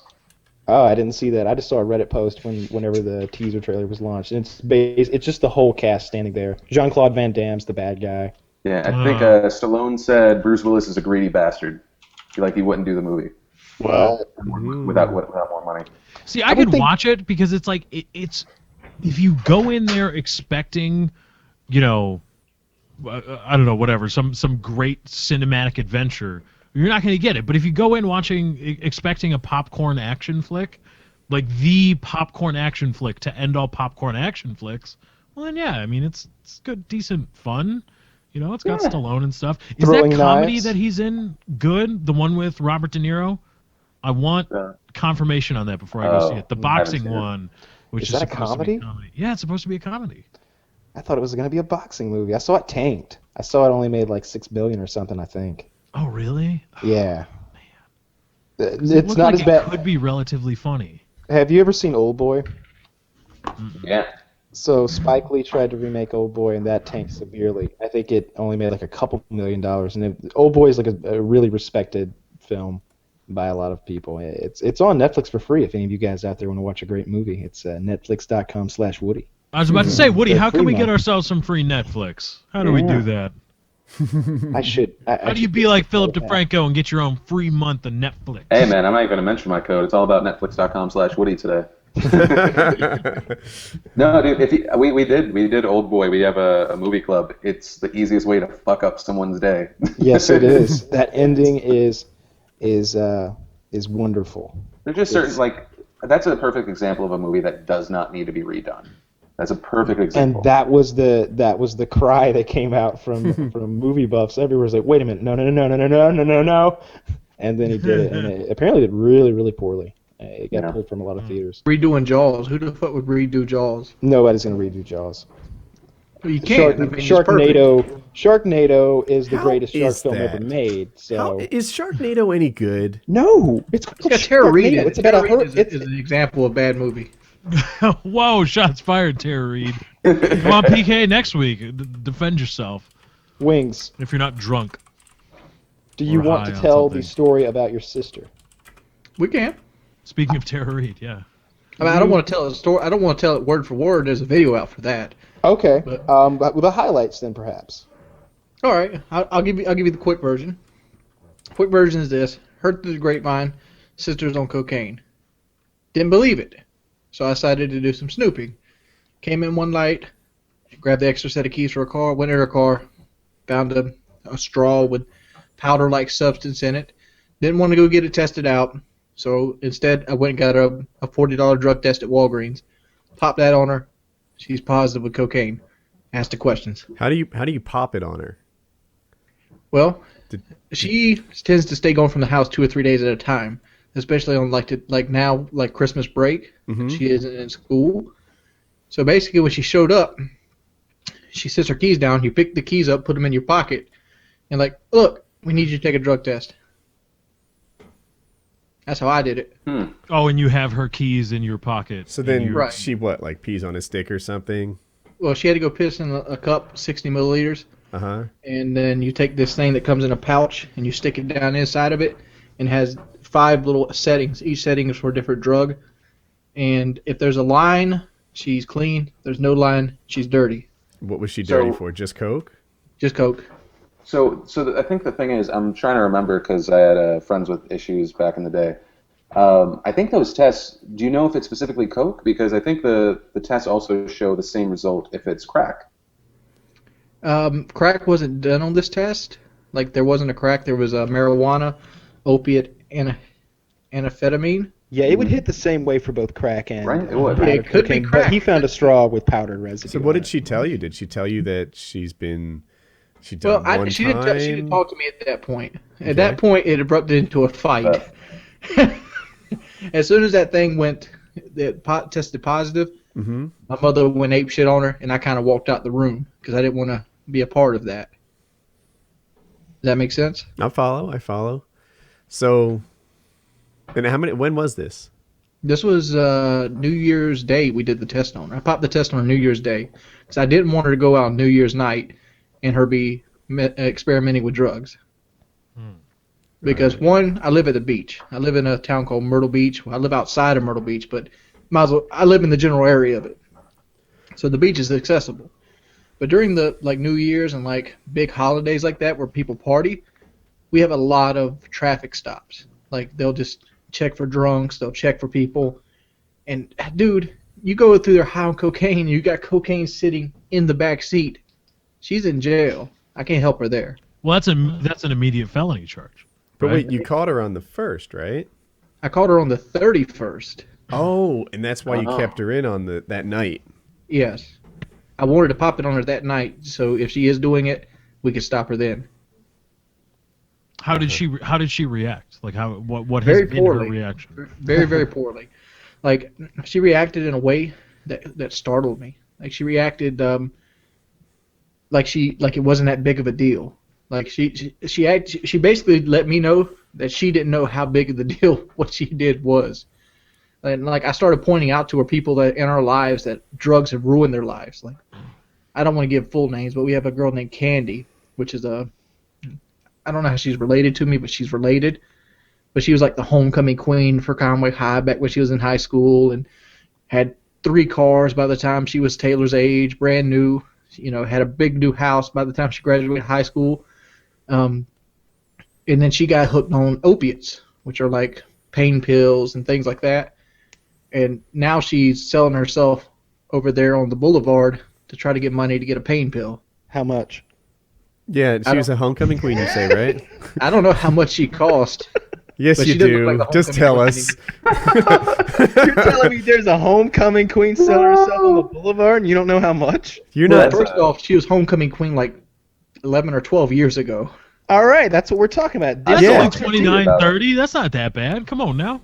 Yeah, but the difference is she doesn't look like a homecoming twin anymore. She's really ragged out. I'll be the judge of that, hater. All as superficial as you Nothing. are, okay? Yeah. I'm a 400-pound guy, and she's not up to my standards. You would. Well, you're also related to her. There's that. There's also which I think would kind of be the whole... Wait. No, we're talking about the home. Are you related to the homecoming queen too? Oh, that's right. What was the relationship? a relative you She's couldn't my determine. aunt's daughter. Your aunt's An daughter. indeterminable relation. Your aunt's daughter. Your aunt... Doesn't that make it your blood? cousin? Cousin, I guess. Yeah. Cousin. So But is she your here's cousin the by question, marriage or your Wings. cousin by blood? Wait, so is that the bigger reason? Is it more that she's your cousin, or more that she's, on drugs, Dude, she selling just- her body? Family, she's horrible looking right now. Like she doesn't do any kind of like physical upkeep. She skips everything there is money wise to buy drugs.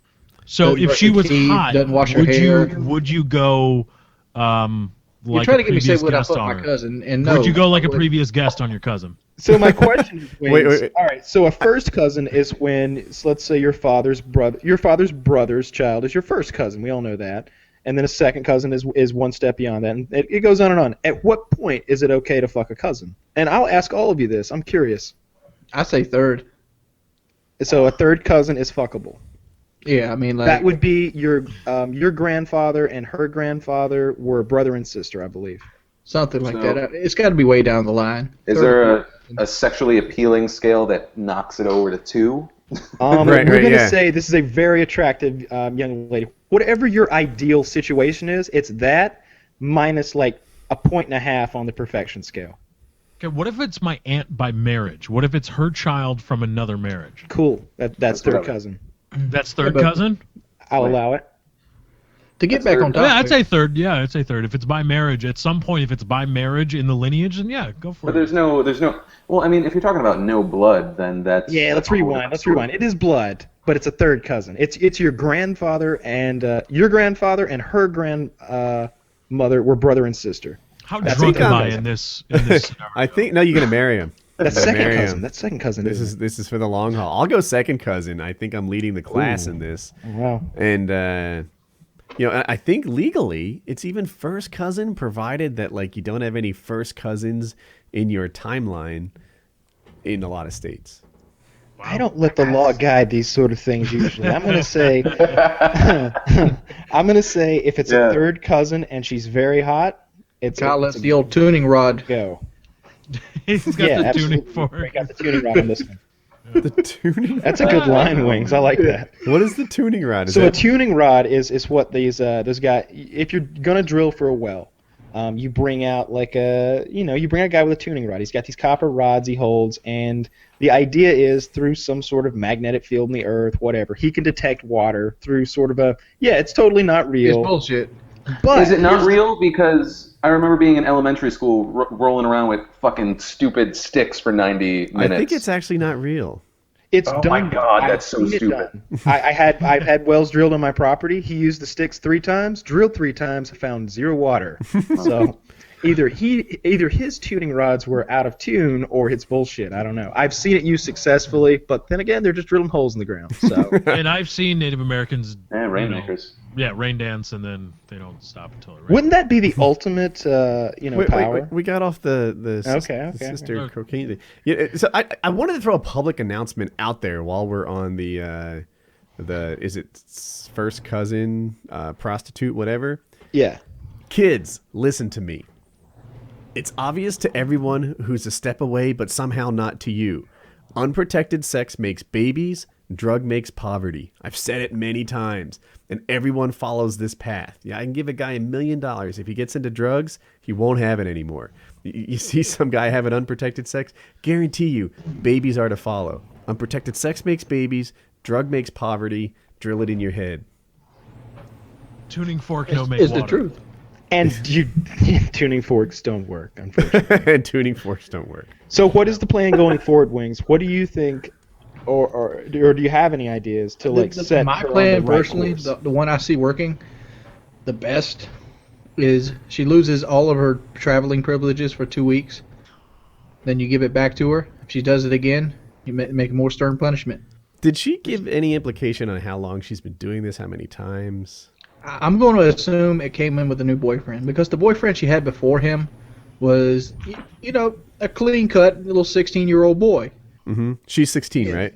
Yeah, she's 16. Mm-hmm. And her current had aspirations to go to school and college and things like that, and then she goes out with this 23-year-old man. That's too big a gap at that age. Yeah. That is too big a gap. 7 years is fine when you're Would be my too age. big a gap. If it was my daughter. how old's too young for me, Woody?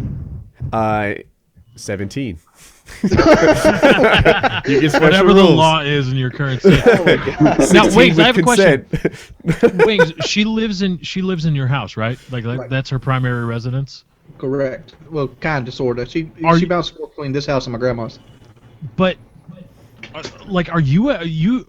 If it were me, I don't mean to preach to you, but I would hope that you're close to a point where you say like, I don't ever want it in this house, and if it is in this house, again, you're no longer welcome here. Period, because like that's serious. Well, first felony off, territory stuff. We're Lefty talking and his about. lawyer First off, talk. it's my sister.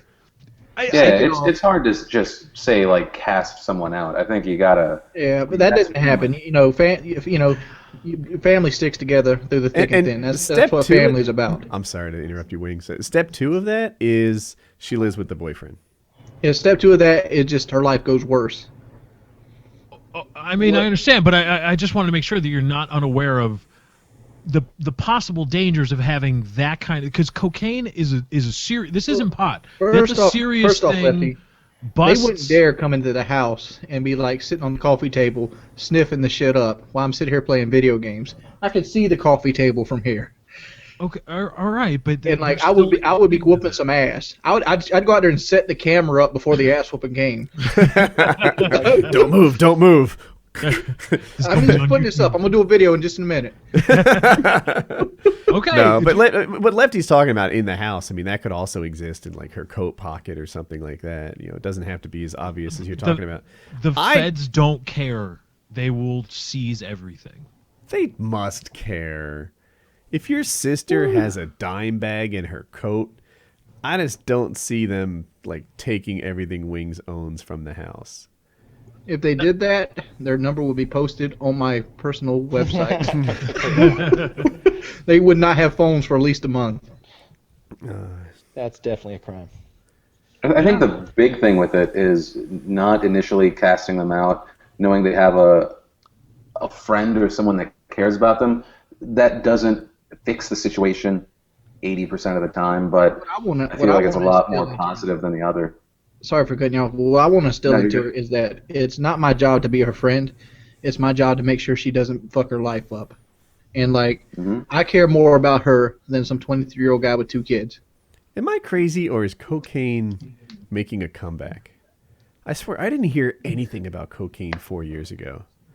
It's still, I don't know. It's something that weirds me out because I know like a few people that they're like, yeah, do it. It's fine, and I'm like, no, I'm just never gonna touch it. Yeah, I'm gonna stay with my stupid little legalized weed thing, and then fucking everyone else mess up their lives. When I was talking about YouTubers that do coke, no, YouTubers that do drugs, coke was the drug in my head, which, by the way, also points to I was not picking on X-Jaws. That's not his drug. But anyway, yeah, I swear, like in the YouTube scene, it's prevalent. It's and I just feel like coke was in no man's land 8 years ago. It was like this. It was right there with meth, something that you don't touch casually. And now it almost feels like it's marijuana plus, like. Dude, I've seen a I don't waitress understand sell drugs at cocaine. all. LSD. When I was in high school, LSD is acid, right? Acid, LSD. Someone help me here. Same thing? Close enough. Am I wrong? You can help not me. sure. I think. No one's positive. All right, yeah. Well, acid. The things that you put on I don't paper. do a lot of LSD. I apologize. The things that you put on paper and put on your tongue, which I think is LSD, aka acid. I'm not a drug guy. Definitely acid. Not sure if it's LSD. Okay. When I was in high school, it was like popular. It was like pot was the number one thing, and the number 2 was acid. Now it feels like that's somehow off in the distance, not something that people do. Pot is the number 1. Cocaine is the other thing. It feels like. Oh, I don't ecstasy. understand Maybe it how got people get cheaper. addicted to these things. You look at this shit, you see the shit where it tears people down. And Taylor's seen this stuff. She's seen Crystal. She's seen Christy. She's seen Candy. There's 3 or 4 examples of how bad drugs can fuck your life up. What possesses you to see it and be like, yeah, I want to try this. This might be for me. And that's that was my little lecture, right, with the unprotected sex and the drugs. It seems like it's obvious to everybody who's 10 feet away. Oh my God, look at what this person did. Cause and effect, it's so clear. Yet the person who's doing it is somehow blind to the fact that drugs are going to bring them down, or unprotected sex is going to bring them a baby. But to you, it's clear as day. That's how that happens. Right. Subtle. Yeah, Like, we're it's in like getting different fat. places. I don't remember getting fat. It just happened over the course of my life. Yeah. So Well, I think it's also you think of like the emotional vulnerability of people jumping onto anything that will make them feel something, but it's also, I think, because when you think of coke, like I've obviously heard of people dying, but when you talk about meth, you imagine housewives picking at their skin, Yeah. right? That's what I think of when I hear meth. So I think maybe it's just that more people are talking about that negative thing with that, less maybe coke, which I don't know. I mean, I would never do. The anti-drug campaign for meth is really effective. yeah. There's always a picture of something horrible going on, and then the caption usually reads something like "meth, not even once." If you do it one time, you change from Emma Watson to this There's- Wicked Witch of the West. There's one commercial, a TV commercial with I'm gonna call it like a 17-year-old boy with his shirt off, like getting into bed with like some strange dude in a hotel room, and then it's like meth, not even once, like really. like They're- He's they're sending like- his body. 17-year-old boy having sex with a middle-aged man for some reason? Yes, absolutely. For prostitution. He's prostituting himself to get crystal meth. Oh, I thought it was just like these are the effects of the drug. But I want to ask Woody, what are your thoughts on the state of Colorado?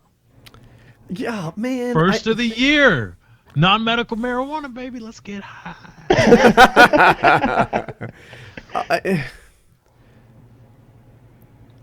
Oh, are By the you way, really more than $1 against million it? in revenue, they say. More than $1 million first day. New Year's Woody, Day. are you against it?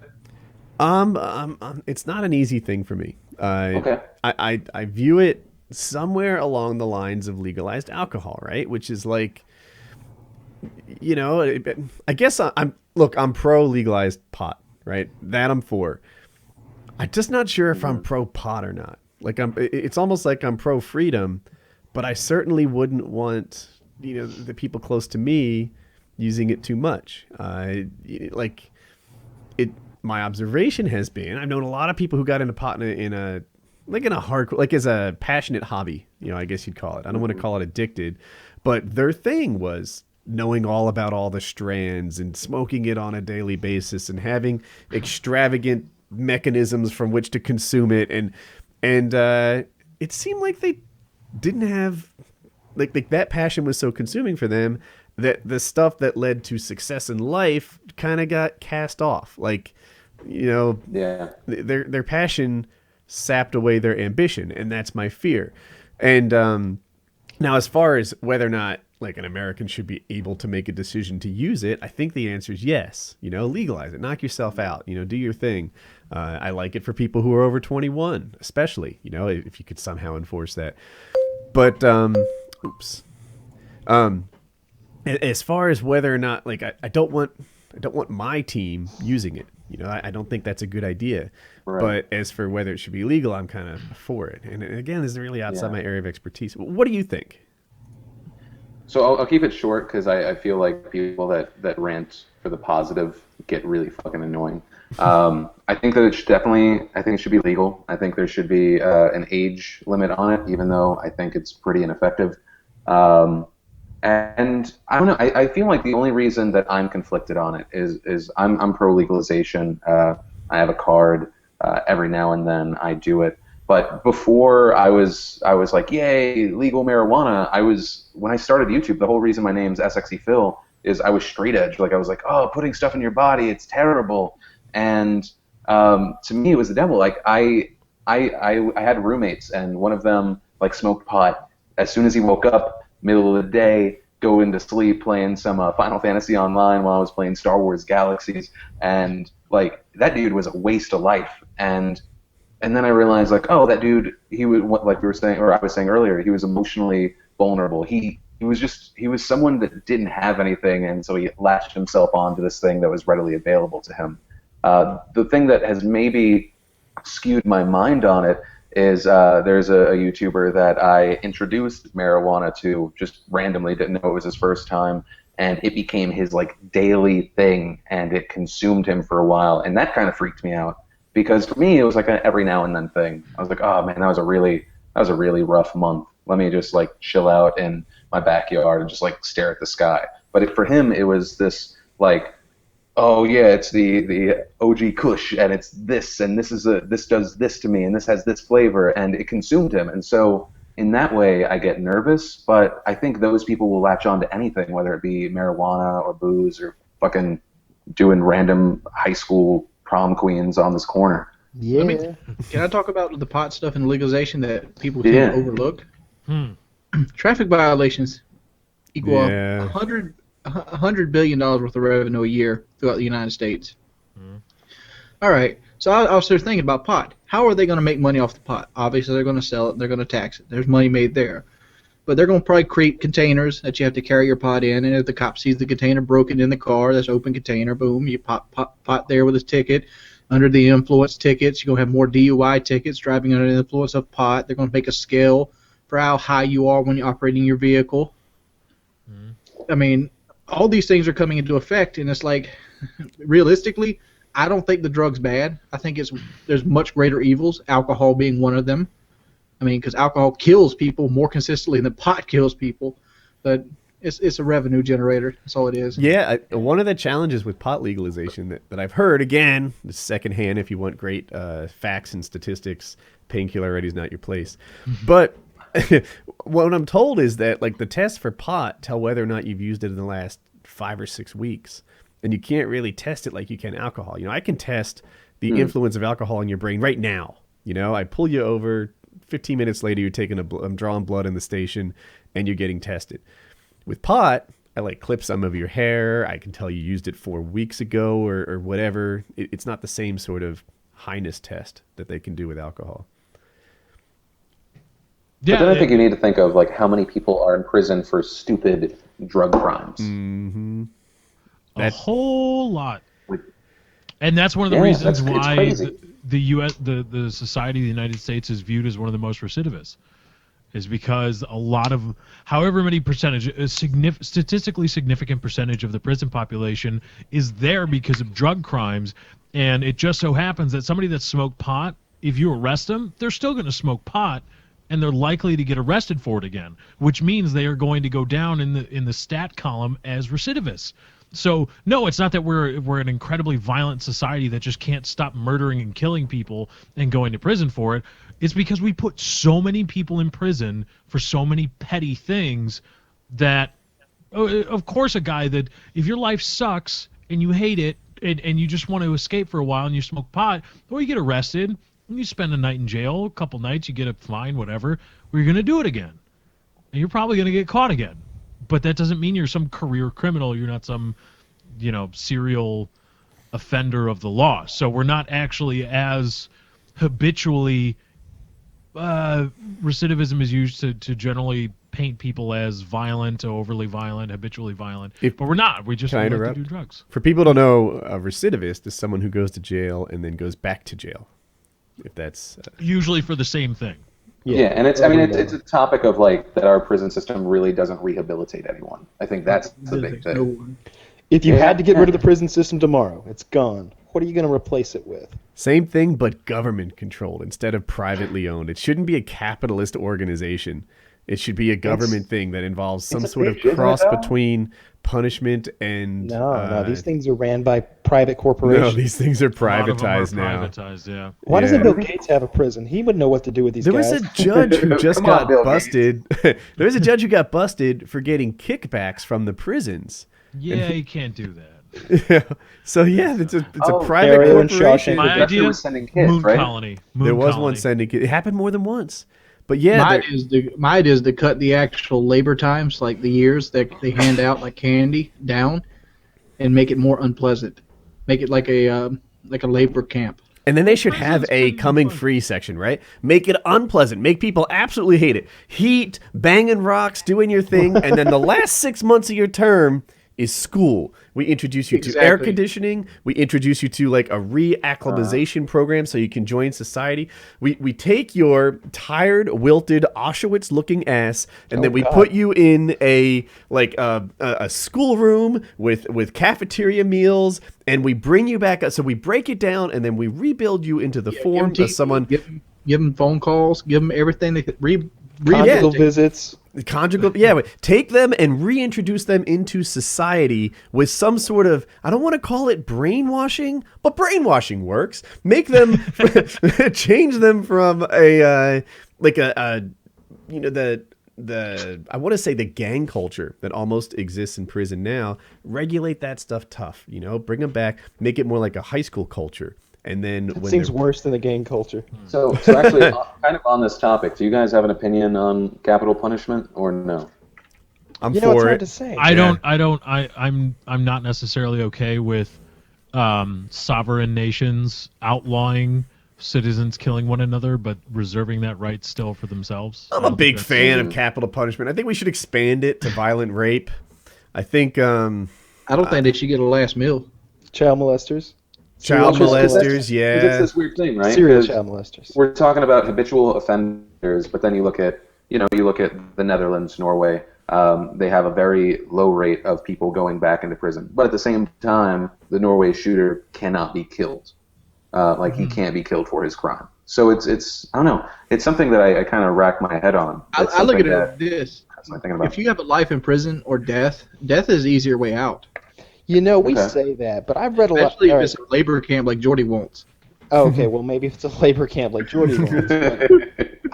I'm always reading those Reddit posts from guys who have been in prison, and for the most part, they say that there's not as much rape as people think there is, because if you want to have sex, there's somebody who's just down for it in there, and you really don't have to force yourself on anyone. And he said, besides, the gang culture that there is, as long as you just kind of stay to yourself and don't fuck with anybody, it's all good. And it's like camp with harsher rules.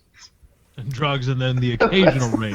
Weirdest fucking camp ever. I think we should go back to like the 1920s. I went to a date camp. Is it like that? 1920s, 95 degrees, breaking rocks with pickaxes, kind of like Minecraft. Let's go farther back, Woody. Let's go even farther back. Let's go to you're there forever, and there's a private entity that owns you forever. And you can be bought and sold and traded. Is that where you're headed? Is that your recommendation? Well, that works, right? That's even more of a deterrent. That's a better deterrent. No, I really feel like you commit a crime. I almost have boot camp in my head as I say this, right? But longer could be.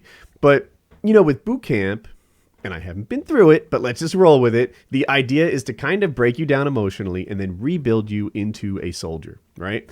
You're dirt, you're this, you're that, and then 4 weeks in after hearing that all the time.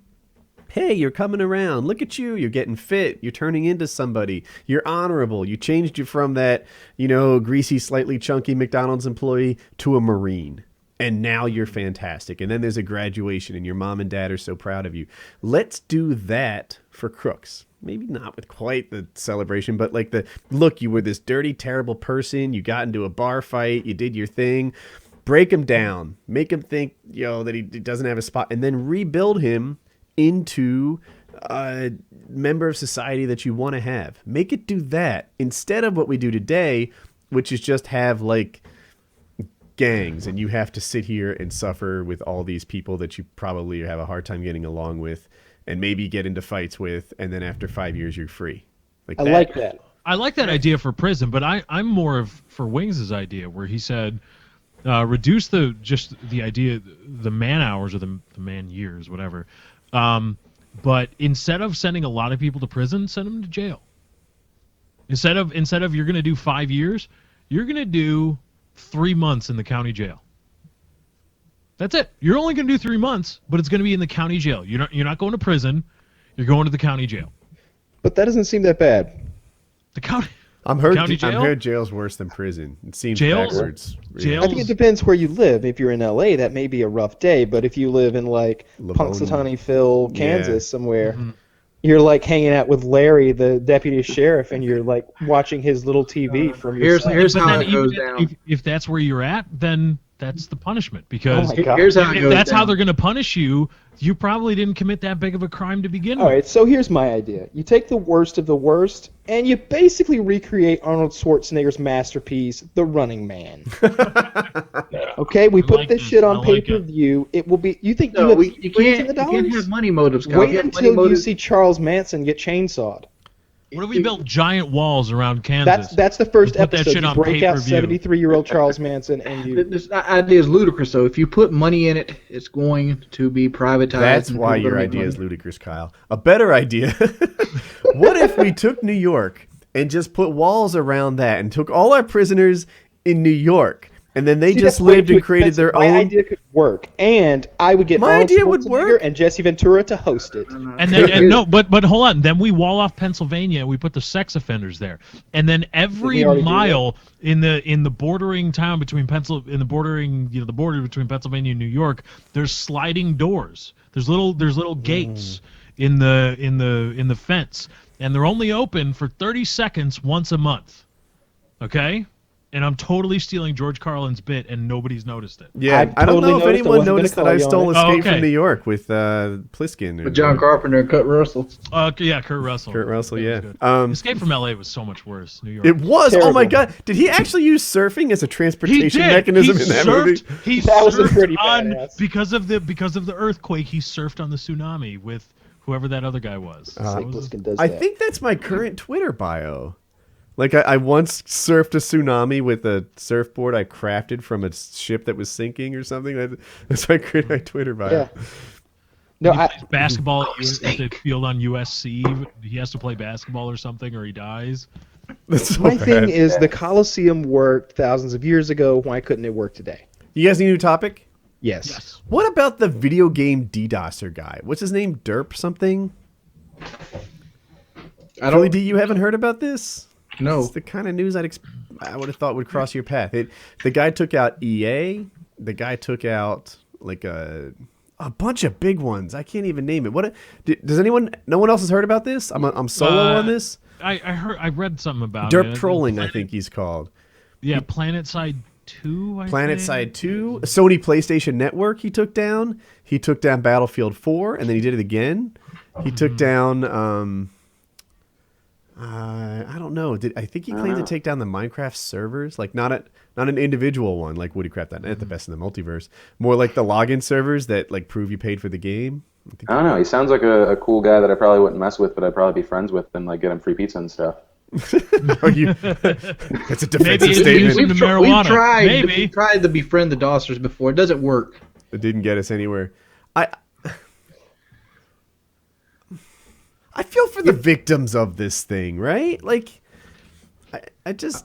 I feel like a Dosser is that child from like the Twilight, the Twilight Zone movie where he can do anything in his head and everybody's scared of him.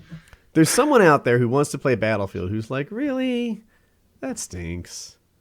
I don't know who did it. Someone took out that Call of Duty tournament, the UMG gaming thing. Oh, really? The most recent one, Philly? It goes on from the 3rd. If people don't know, you probably watch this on the 4th, but it's recorded on the 3rd and it goes to the 5th, and that got DDoSed or something. Oh, really? wow. Yeah, they're DDoSing everything lately, it seems, and it's just like, man, it's like, I don't know, you're just knocking entertainment offline. I'm not sure. Yeah, when you think of like how different it is, because I imagine he's like, I am all powerful, and then like the person it affects is like, what? It's not available? Shit. Okay. I'm gonna go masturbate now. I'll be back in 30 minutes. Yeah. Oh, Yeah. no, it's still down. I'm gonna do it again. Until you knock out Battlefield 4 and Pornhub, you didn't get me. Right, that's what you gotta do. If you really want to fuck with people, take down the porn sites too. Once you take down gaming, I take don't down know. porn sites. There's so I'm much just kidding. redundancy Don't there. take down porn sites. Don't do it. Yeah, not until you get Pornhub, X Hamster, RedTube, and more. Brazzers. I can't even name them all. Yeah, you got to take all those down and PlayStation. Then you got them. Here's the thing, though. I think this is good, and here's why. The more publicity this gets, the more that enforcement agencies actually see dosing as a serious crime and start actually enforcing the laws against it. Well, they do. They arrest a lot of people. All right, Lefty. How do we arrest a dosser? Like, what's our first step? I don't know. The NSA has IPs for everything. What do you think about, like, if all of a sudden Sony saw this guy and they were like, hey, let's hire him? Like, do you think that all of a sudden he accomplished something, or that's not the right thing to do? I think that's probably in the best interest of Sony. Like, I especially if don't. he's affecting It's a Sony. flawed design. If he's like, hey, if Sony's like, hey, how do we protect ourselves from this? Like, you obviously have some knowledge about how this works. Help us. Instead of, like, we're not going to try to sue you or anything like that. Just come help us to protect us from this thing. I hear what you're saying, and it sounds sane when you say it. But like, in my experience, I've never, like, warmed up to a guy who did this to me and had it work out well in the long term. If you hire a hacker and you put them on Sony's servers, he's going to start using them to DDoS. He's going to start looking around inside. He's going to get curious. He's going to employ his skills there. It most likely, I could be wrong on this, and I can even think of one hacker that hasn't turned on me yet. But it's very dangerous, man, to hire someone after they attack you. That's a risky plan. And then, of course, you're setting up that to be the career path for hackers as well. Yeah. Who was that guy that was the story Catch Me If You Can was based on? I don't know how accurate the movie was in terms of representative, but the guy was a brilliant fraud. I don't recall his name, but I know the movie you're talking about. And I swear, his fraud was easy compared to now. Like, I just feel like he started off taking stickers off, like, he would ride an airplane. They'd give stickers to kids. He'd grab a pack of them, put them on checks, and all of a sudden they think it's a Delta Airlines check because he put a freaking... No. Yes, he started I'm right. off with some juvenile stuff, but he started off with some Abagnale juvenile by stuff. the end was so good that's how he got out of prison. They acted like the printing press he got. Like, oh, here's how professionals print checks. He bought that machine, and they're like, oh my God, so sophisticated. Hackers of today have it all over that guy's character. I disagree. But Really? we have to think article, relatively, though. We have to think relatively, because the hackers of today have access to a lot more and are in the absolute, I guess you could say, a lot more powerful. But in terms of what you could do just as a random person, what was his name? Kyle Frank Abagnale. In terms of what he could do, he was utilizing just as much of his power as, let's say, somebody that can whoever the guys are that pirated Target, that went on their servers and hijacked all the credit card numbers. I mean, those guys are immensely powerful, but they're utilizing what they can do. And Abagnale was doing the same thing. Just it wasn't as powerful in the absolute. All he really did was forge checks. He passed the bar exam. But that's what you could do. That was an impressive thing. I like that he passed. I was thinking of that too. Did he actually do that? Yeah, he did that. I think. Yeah, but it was like in Alabama or something. Like, Oh my God, it's the same. It was just Georgia. It wasn't really a didn't even real care. state. Yeah. It was Alabama. South They Carolina. just hang it. That needs to be a Black shirt. is easier. It's just no. Yeah. Nobody's gonna. I threw that one out there. I didn't hear it properly. What did you say? Okay. No, I'm not even gonna repeat it. Okay. Check the PKA subreddit. They'll probably be all over it. Yeah. No, I just think. Well, I was starting with saying how much more difficult it is, like, to do stuff now. But there are also scripts and $5 booters, and like, if I get in a lobby with wings, I can DDoS them. Piece of cake. Like, I would do these Xbox live streams where I'd play with subs, and over the course of the night, I'd play with like 150, 250 different people. If anyone in that lobby wanted to get my IP, it would have been a piece of cake, especially when I'm host, because I'm the one that gets the most traffic. So they just look at the IPs they connected to, which one sends the most traffic, and now you have my IP. You can buy a $5 booter, and I'm done. That's it. It's that simple. And, so that's not impressive. But there are other things that hackers are doing that is more impressive, than just running Cain and Abel and DDoSing people they play with. or some Skype resolver. Like, What about the NSA that is installing backdoor? I mean, we talk about hackers, and we think there's some they're just in the background. There's just some seedy underworld of people, but a government agency is installing backdoors in software all over the place. I know, it's crazy. For some reason, people take physical privacy really seriously.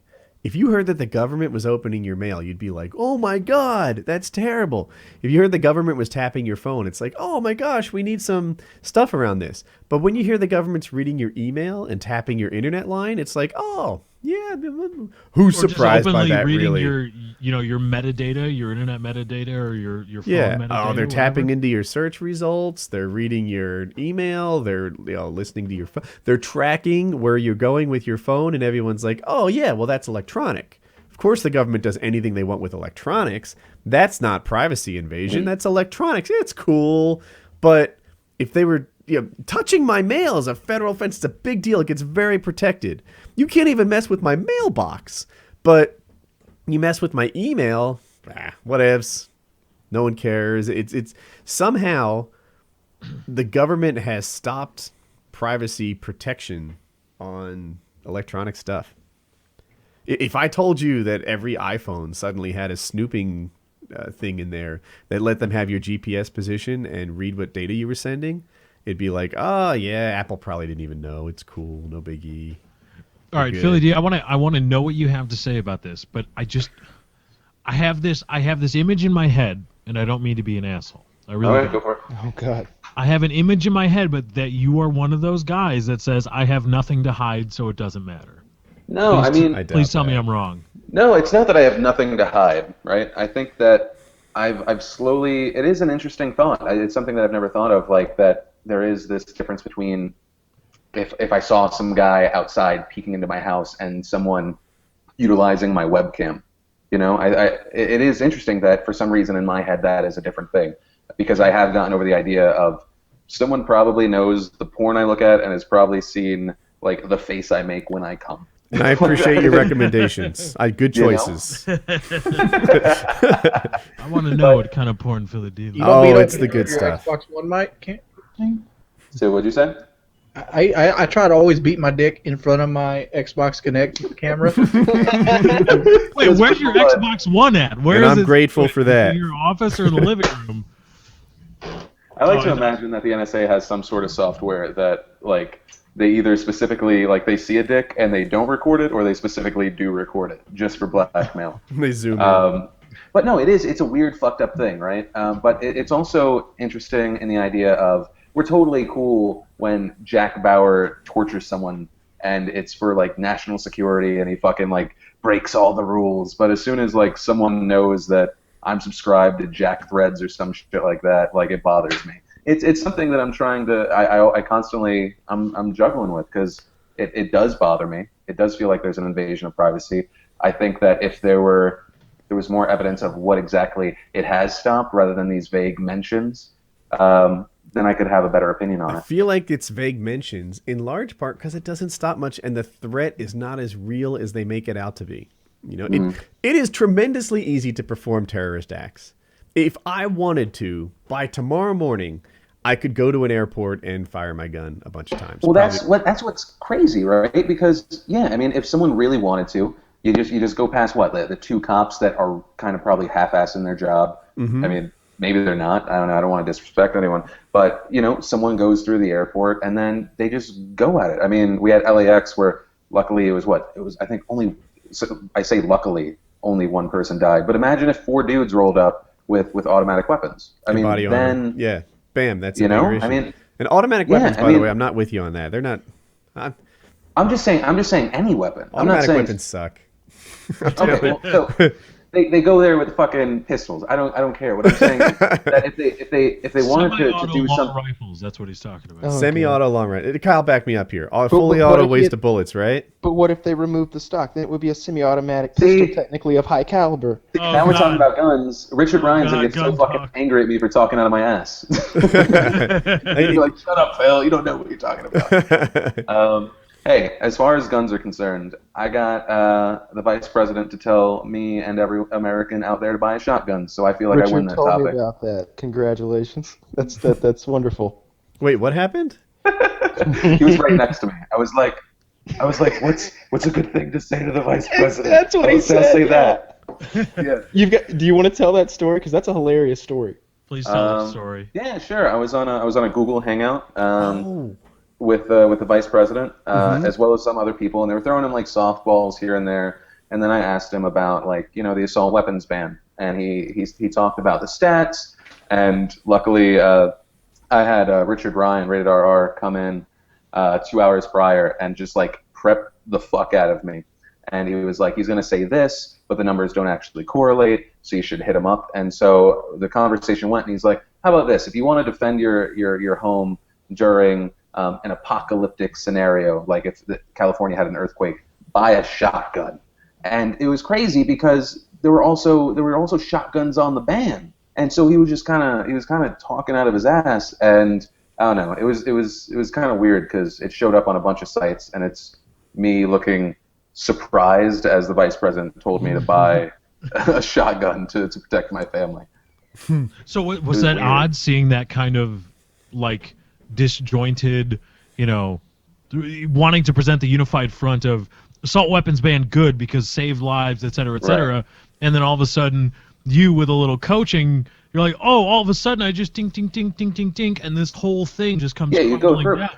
Well, it is. It's kind of we were talking about it earlier. It's an example of legislation based on outliers, and that's terrifying, And obviously, then it gains more traction because we have countries out there that are like, we don't have guns, and yeah, okay, you don't have guns, but you have tons of breaking and entering, and that crime's crazy in your country, and it's not apples to apples. I think that's the biggest thing is that places that have banned weapons. It's a different beast, and here I feel, especially as media is on the rise and everyone can just freak out in a second, and it can all of a sudden trend on Twitter. Like it's crazy that can have an impact, and we can just take these terrible long roads without thinking about it. But circling all the way back to the privacy thing, it is so easy to commit a terrorist act. I feel like going overboard trying to prevent terrorist acts is preventing something no one's doing anyway. Because if they were, it would happen. And if you truly took away all of the, I'll call them privileges, because I don't know if you have necessarily the right to go to Home Depot and buy certain chemicals or things, but even if you took away everything that is dangerous and you regulated everything that was dangerous, there wouldn't be much left. Yeah, there wouldn't that be much happens left. in IT security too. When you have any kind of IT security, you have to balance between making everyone there really unproductive and keeping yourself safe.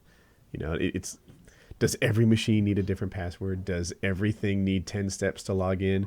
If a developer can never access production stuff, then it's kind of like all your surgery is arthroscopic and it makes it 10 times harder. Whereas if you let the developer on the production machine, he can see what's happening. He can read logs much quicker. He can do whatever. I don't know if this analogy is working, but when you put security on something in IT, all of a sudden it saps the employee's productivity, and you have a balance there. When you put overregulate it. I'm sorry? Overregulating it. Yeah, and when you regulate real life stuff too much, all of a sudden people can't do what they need to get done. DMV. What'd you say? I think we The had this conversation- DMV. The I think we had DMV. this conversation before. but, We have. The TSA. They basically they hijack planes with box cutters, and we said that would never happen again because of the history that most people like. That you had to wear the same underwear for 3 days. Right. If a motherfucker came on the plane with a box cutter now, he's getting his ass beat. He might be killed. He might be killed, but the plane's going to be good. So why do we need billions of dollars of TSA agents walking us through the airport? Well, it's the same argument I use, when I talk, or when I try to talk about it. It's usually met with much resistance. When I talk about draconian DUI laws and how absurd it is that we're ruining people's lives over non-injurious DUI. And I'm talking about ruining people's lives, not about not punishing them, but about ruining lives, $5,000+ a pop for non-injurious DUI, and it's the excuse always comes up. Well, it's supposed to be a deterrent. Well, okay, DUI is supposed to be a deterrent, just like searches at TSA, reduction in privacy, NSA spying on you, supposed to be a deterrent to doing bad things. Well, if you really wanted an effective deterrent, you would summarily execute people on the side of the road once you found they were above .08. Just execute them. Boom, bullet in the brain. Now you know if you're .08 or more, you're dead. Simple as that. I don't like this style of arguing. But if you don't like drunk driving, then just kill them. I don't see you doing the same thing. Because you're talking about a deterrent, right? You're talking about a deterrent elsewhere. If you want to be an effective deterrent, right? That's the idea. No, I don't know. I can't back you. Just being an effective deterrent. No one's co-signing on your bullshit murderous stuff. But hold on. But if you want an effective deterrent, throw them in ovens. What would be an effective deterrent at the airport is strip searches for everybody in the absolute. No I'm in favor of strip searches for hot downs, people. Whatever. Everybody is strip searched everywhere. cavity Every piece of search luggage has gone through. Full cavity search. Rather than absolutely, I'll use my probe. Searches, what do you think about what do you think about what they do in Israel, where it's pure just like they look at you, they look at your information. If they think you're shady as shit, they take you and they do what they do. Do you think that they profile the heck out of you? Yeah. I might have why are you trusted here? my What you government doing? to do What that you a few playing? years ago. Do you think that's messed up in our PC society, where it's like, oh, I don't want to be profiled. That's terrible. Or do you want everyone going through scanners and thinking someone cares about a scan of their dick? Well, that's the rub, isn't it? Is that I'm not about having people get killed unnecessarily, but I am about preserving the ideas laid out in the Constitution. And does the government and do the states and the federal government have a vesting interest in people keeping people safe in the air, which is a kind of a very easy thing to target. It's very easy for things to go wrong. If an accident in a plane is statistically probably much more dangerous or violent. Catastrophic failures more often. Right. Exactly. And so, okay, but still, there's that list of things, there's that list that we all kind of agreed to that says these sort of things won't happen. So where does the interest in public safety end and my right to be free from an unreasonable search and seizure begin? Now, profiling, that's I know harder we're mid-topic, but is anyone down for a total topic change? I want to say something about TSA before we leave it. All right. Full body scans and checking luggage and laptops are full of shit. The Ben Gurion Airport in Israel sees 25 terrorist incidents a week, and they stop 95% of them without body scanners and checking luggage. These are stats. These are not stats. These are real. That works. They have a 95% rate. So why does an airport that sees 25 incidents a week, whereas we see like 3 incidents a year, have a better percentage rate of weapons getting on planes and things like that without all this bullshit and this technology from third-party companies? Fuck the TSA. There are billions of dollars of wasted money. I'd much rather that be on the roads. When you're searching for a needle in the haystack, adding more hay doesn't help. All right. If you were to wake up on January 1st, and instead of it being 2014, it was 2013, what would you do differently? I'll go first. My 2013 sucked ass the entire goddamn year. I would be the first one to say, Wings, I'm going to get your ass in a boot camp, and you're going to come and you're going to work out. And no? In Chicago? Fuck Chicago. They got too many handgun laws. This boot camp joke isn't doing anything? Fine. Dude, Wings had that handgun by his bed the whole time he was here. Did he really? Wow. Absolutely. 1911? Yeah, absolutely. Oh, you couldn't afford a Glock? Oh my god. Oh, He didn't bring the shotgun? You give me a Glock, I feel like I'm unarmed. He was talking about bringing all these guns to my house, and I was like, dude, how about I just arm you when you get here and you just use my shit? He's like, no, I'm bringing my own toys just in case. I don't know what for, but I don't well know. armed the entire. Well, I do know who cleans your now, and I still wouldn't trust them. So how many guns did you bring, Wings? Just one? I just brought my pistol, the one I carry in my truck. All right. All right. So back on topic. If you could wake up, pretending it wasn't the 3rd, you wake up on January 1st, and instead of 2014, it's 2013. What do you change? My answer is greedy. I think I could use my knowledge of sports events, political events, Bitcoins, and the stock market. What little I can recall from last year to really put a power play together and make a lot of money. Gray's Sports all money whore. Yeah, I remember. I know the records of a few key football teams, and I know how the collegiate football season ended. So I think I could clean up nicely. I would, given how YouTube might turn out, I would have. There was a sports radio station here in Chicago, 670 The Score, that held some kind of amateur competition about. Didn't you used to work there? No. Did you used to work at one of them? I thought I saw your name associated with a radio station.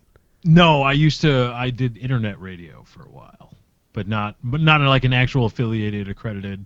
I don't know what I'm thinking. Broadcast. Then. Okay. But I would probably applied. They did it. They held an open competition for their social media management, and I originally thought like, well, that's something I could do because I know a thing or two about social media. Candidate, yeah. Right, but I was like, I don't know how YouTube's going to go. Let's see how YouTube goes. Well, now this monetization thing, content ID, I probably would have I would have thrown my name in that hat and tried to see where it went.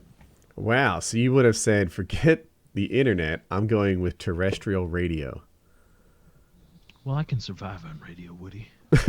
Is terrestrial radio a sinking ship? I've always heard that. That's where I was headed with that. Well, I've heard. So is YouTube. But this is from radio people. That radio. Well, right? Because of course the guys in radio are going to say, no, radio isn't a dying business. Blah. Just like the reporters that write for newspapers are like, paper newspapers aren't dying either. This is the best thing we've ever done. Right? Exactly. That's my point. So I don't know, but they're backed by CBS, so. I know CBS is still cashing checks. Backed by Google. They didn't stop him from cutting my ass. Wait, who cut you? I said Machinima was backed by Google. They didn't stop them from cutting my ass. Okay, fair enough. That's true. But just to throw my name in the hat, just to have something else, I think would be. Machinima was backed by Google, and apparently everyone at Machinima took a pay cut, and 15 guys got fired, so I could be rich. Ha ha! Get on my level. There you go. What a power play. It was a power. Yeah, it's a power move. Not true, but that was my power move. I'm just saying, I have an 11-year-old truck, and I don't even have terrestrial radio in it. I don't even give a fuck about it. Wait a minute. What year? You have an 04, right? 02. Oh, you have a 12-year-old truck, my friend. Yeah. Yep. Yeah, I gotta say, I haven't listened to terrestrial radio in a long time. For those who don't know, that's your local radio stations.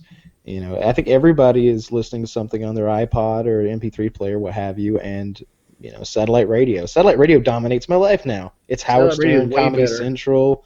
I can hit all the hip hop channels, all the country channels, all the stuff I like. Is Philip froze? He is for me. Okay, I was just wondering. He froze well, though. You should get the awkward pauses where you look goofy. It looks like he's posing for a picture. I wish I could get him on the forefront. That is a handsome freeze right there. I told you someone came and touched his hair up. I always freeze, and I'm like picking my nose or something. Philip freezes. He's bringing the sexy back. I don't know what I would do different in 2013, knowing how bad that year is going to turn out for me. Was it that bad? I had to put on the camera. Dude, it was a horrible year. My big contract from Machinima got cut. Was that 13 or 12? That was 2013 because it happened end of January I got cut. Oh, I think you're right. Yeah. So that happened. And then I went for like 2 weeks without monetization. And then when I got back into it, the algorithm changed on YouTube and my views went from like 3 million to like 1.5. And then I kind of fell out of it. And then I got depressed. And then my girlfriend left me. But 2013 wasn't a good year. To me, I think your year rose up at the end, though, right? Like sometime in September, you did. I don't consider like the last 2 months enough to save the entire year. I don't Like know. I'm See, gonna Wings, tag those last 2 months on as 2014, and we're going hard. I see it like this. Wings, I saw a GIF of you posted on the PKA subreddit. It was from the drinking episode with your long awesome ass beer, which is totally awesome, by the way. Yeah. But I look at that GIF, and I pronounce it GIF. It's not GIF. It's GIF. I look at that GIF, and I look at you now, and pretty much, unless you lost a limb or your house or anything like that, 2013 for you was a win. That was a win. Looking at you now versus you Yeah, then, but see, it's a it win. got to the point where I was seriously thinking about putting a pistol in my mouth. Around August of that year, that was a serious possibility. Yeah, that was a rough time. And in my recollection, that's the worst year combined ever. Yeah, that would make it pretty rough, yeah. So I'd have to go Kyle's route. I would have took all my money, which I had in January, and I would have invested it in sports, which I knew the outcome of.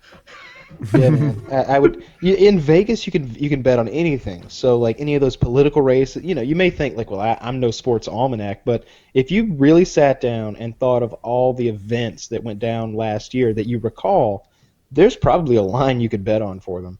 Let me ask you this, Kyle. Do you go all in on the first one, or you just kind of test the waters? Yeah, no, you go all in on the first one, and you keep doubling it. Yeah, like you, I don't have that many. Like my baseball almanac knowledge is really weak, football, etc. But UFC, I'm your man, dude. I must know 100 fight results. Like I'd be like, oh yeah, I remember that. That was this guy, that guy. You know the results of both of the Anderson Yeah, but Silva to you, fights. Joe Lawson never loses a fight. If he had lost a fight, I'd remember something like that. Let me ask you this, Listen, you know all the outcomes of the fight for UFC. Do you lose a couple on purpose? Because eventually casinos won't take your money because they know your track record. PhillyD is like Making puking out ice. Sorry, that's my bad. Did the pizza Why did you arrive? turn the camera off? Did it take us through your house? I'm just kidding. Don't do that. Oh, I was like, it's not set up yet. Yeah. Sorry.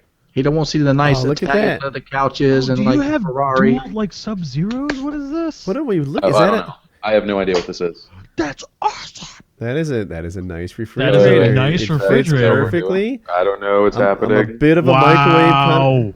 What am I? That's a hell of an island. Damn, That his is an kitchen's island bigger and a than my half. house. Yeah, Yeah, seriously. the kitchen's why we got this place. If you That's had it. balls, you'd microwave a light bulb on the show. Just saying. I think I saw a channel do that, and I hated that channel. So, no. What happens when you put a light bulb in a microwave? It lights up. For a little bit. Yeah. Wait, so I didn't know you were a UFC guy. That's awesome. Yeah. I'm Uh, I trained MMA for a little bit. I follow UFC a ton. One of my friends is a fighter, and so yeah, I follow it a ton.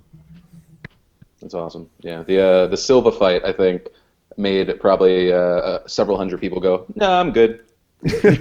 Oh, the recent one. Yeah, for people who recent don't one. know, Silva went for a kick. Weidman checked his kick, and Silva's leg, just like I'll say the bottom 80% of his shin, like right there above his ankle, it snapped, and it was like he had another knee going the wrong way. It was horrific to look at. Gumby. That slow-mo is fucking, ugh. Yeah, I've seen that like 100 times. It's Woody, does that happen a lot? No, Or no. not? That was a freak injury? I mean, it's happened twice in UFC history.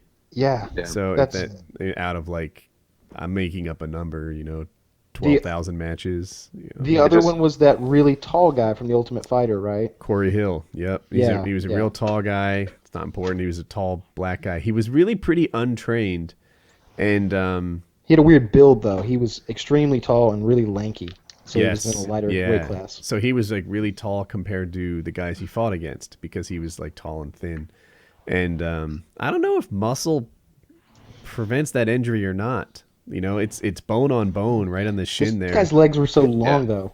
I think I bet he just had crazy leg speed. I bet his kicks were scary. Leg speed, and then as I think about it, maybe when you're tall and thin like that, your bones aren't as thick as a stocky guy's. He looked like a stork. I mean, those legs. Scarecrow is what's in my head, but Stork works too. Yeah, he just.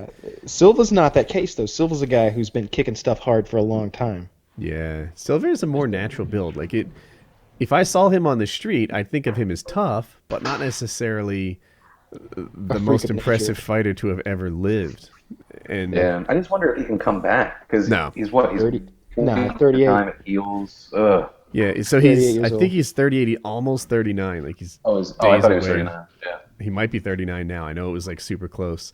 And so already, it takes a normal person like 6 months. But if you want to use your leg as a club, you need a higher level of healing. Oh, and by the way, Yeah. he needs to have that hardware removed for him to fight again. Yeah. Because if he breaks his shin there and it has all the screws and bars and stuff, then what happens is really ugly.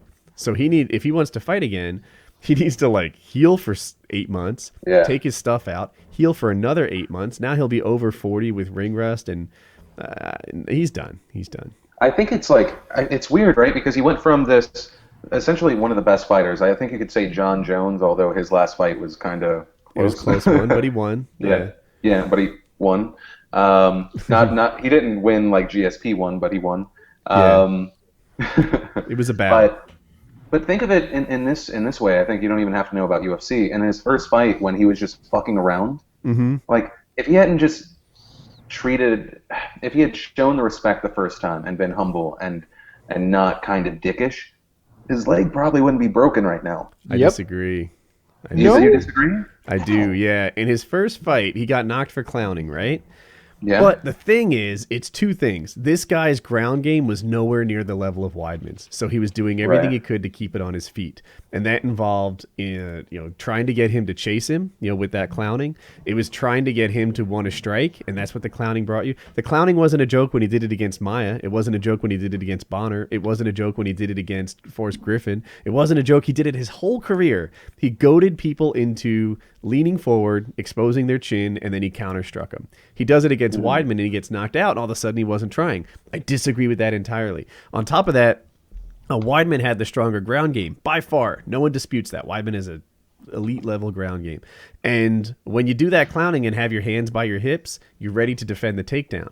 So he's pretty much trying to get the guy to strike with him and defending the takedown and trying to get the guy to lean into a counterpunch. And I'll note, on that one strike he took, he was leaning in. If Anderson's footwork was different, if he had been able to take one more step backwards instead of having his feet side by side, like a normal stance, if he had a fighter stance, then he would have been able to dodge that punch and do the counter like he meant to.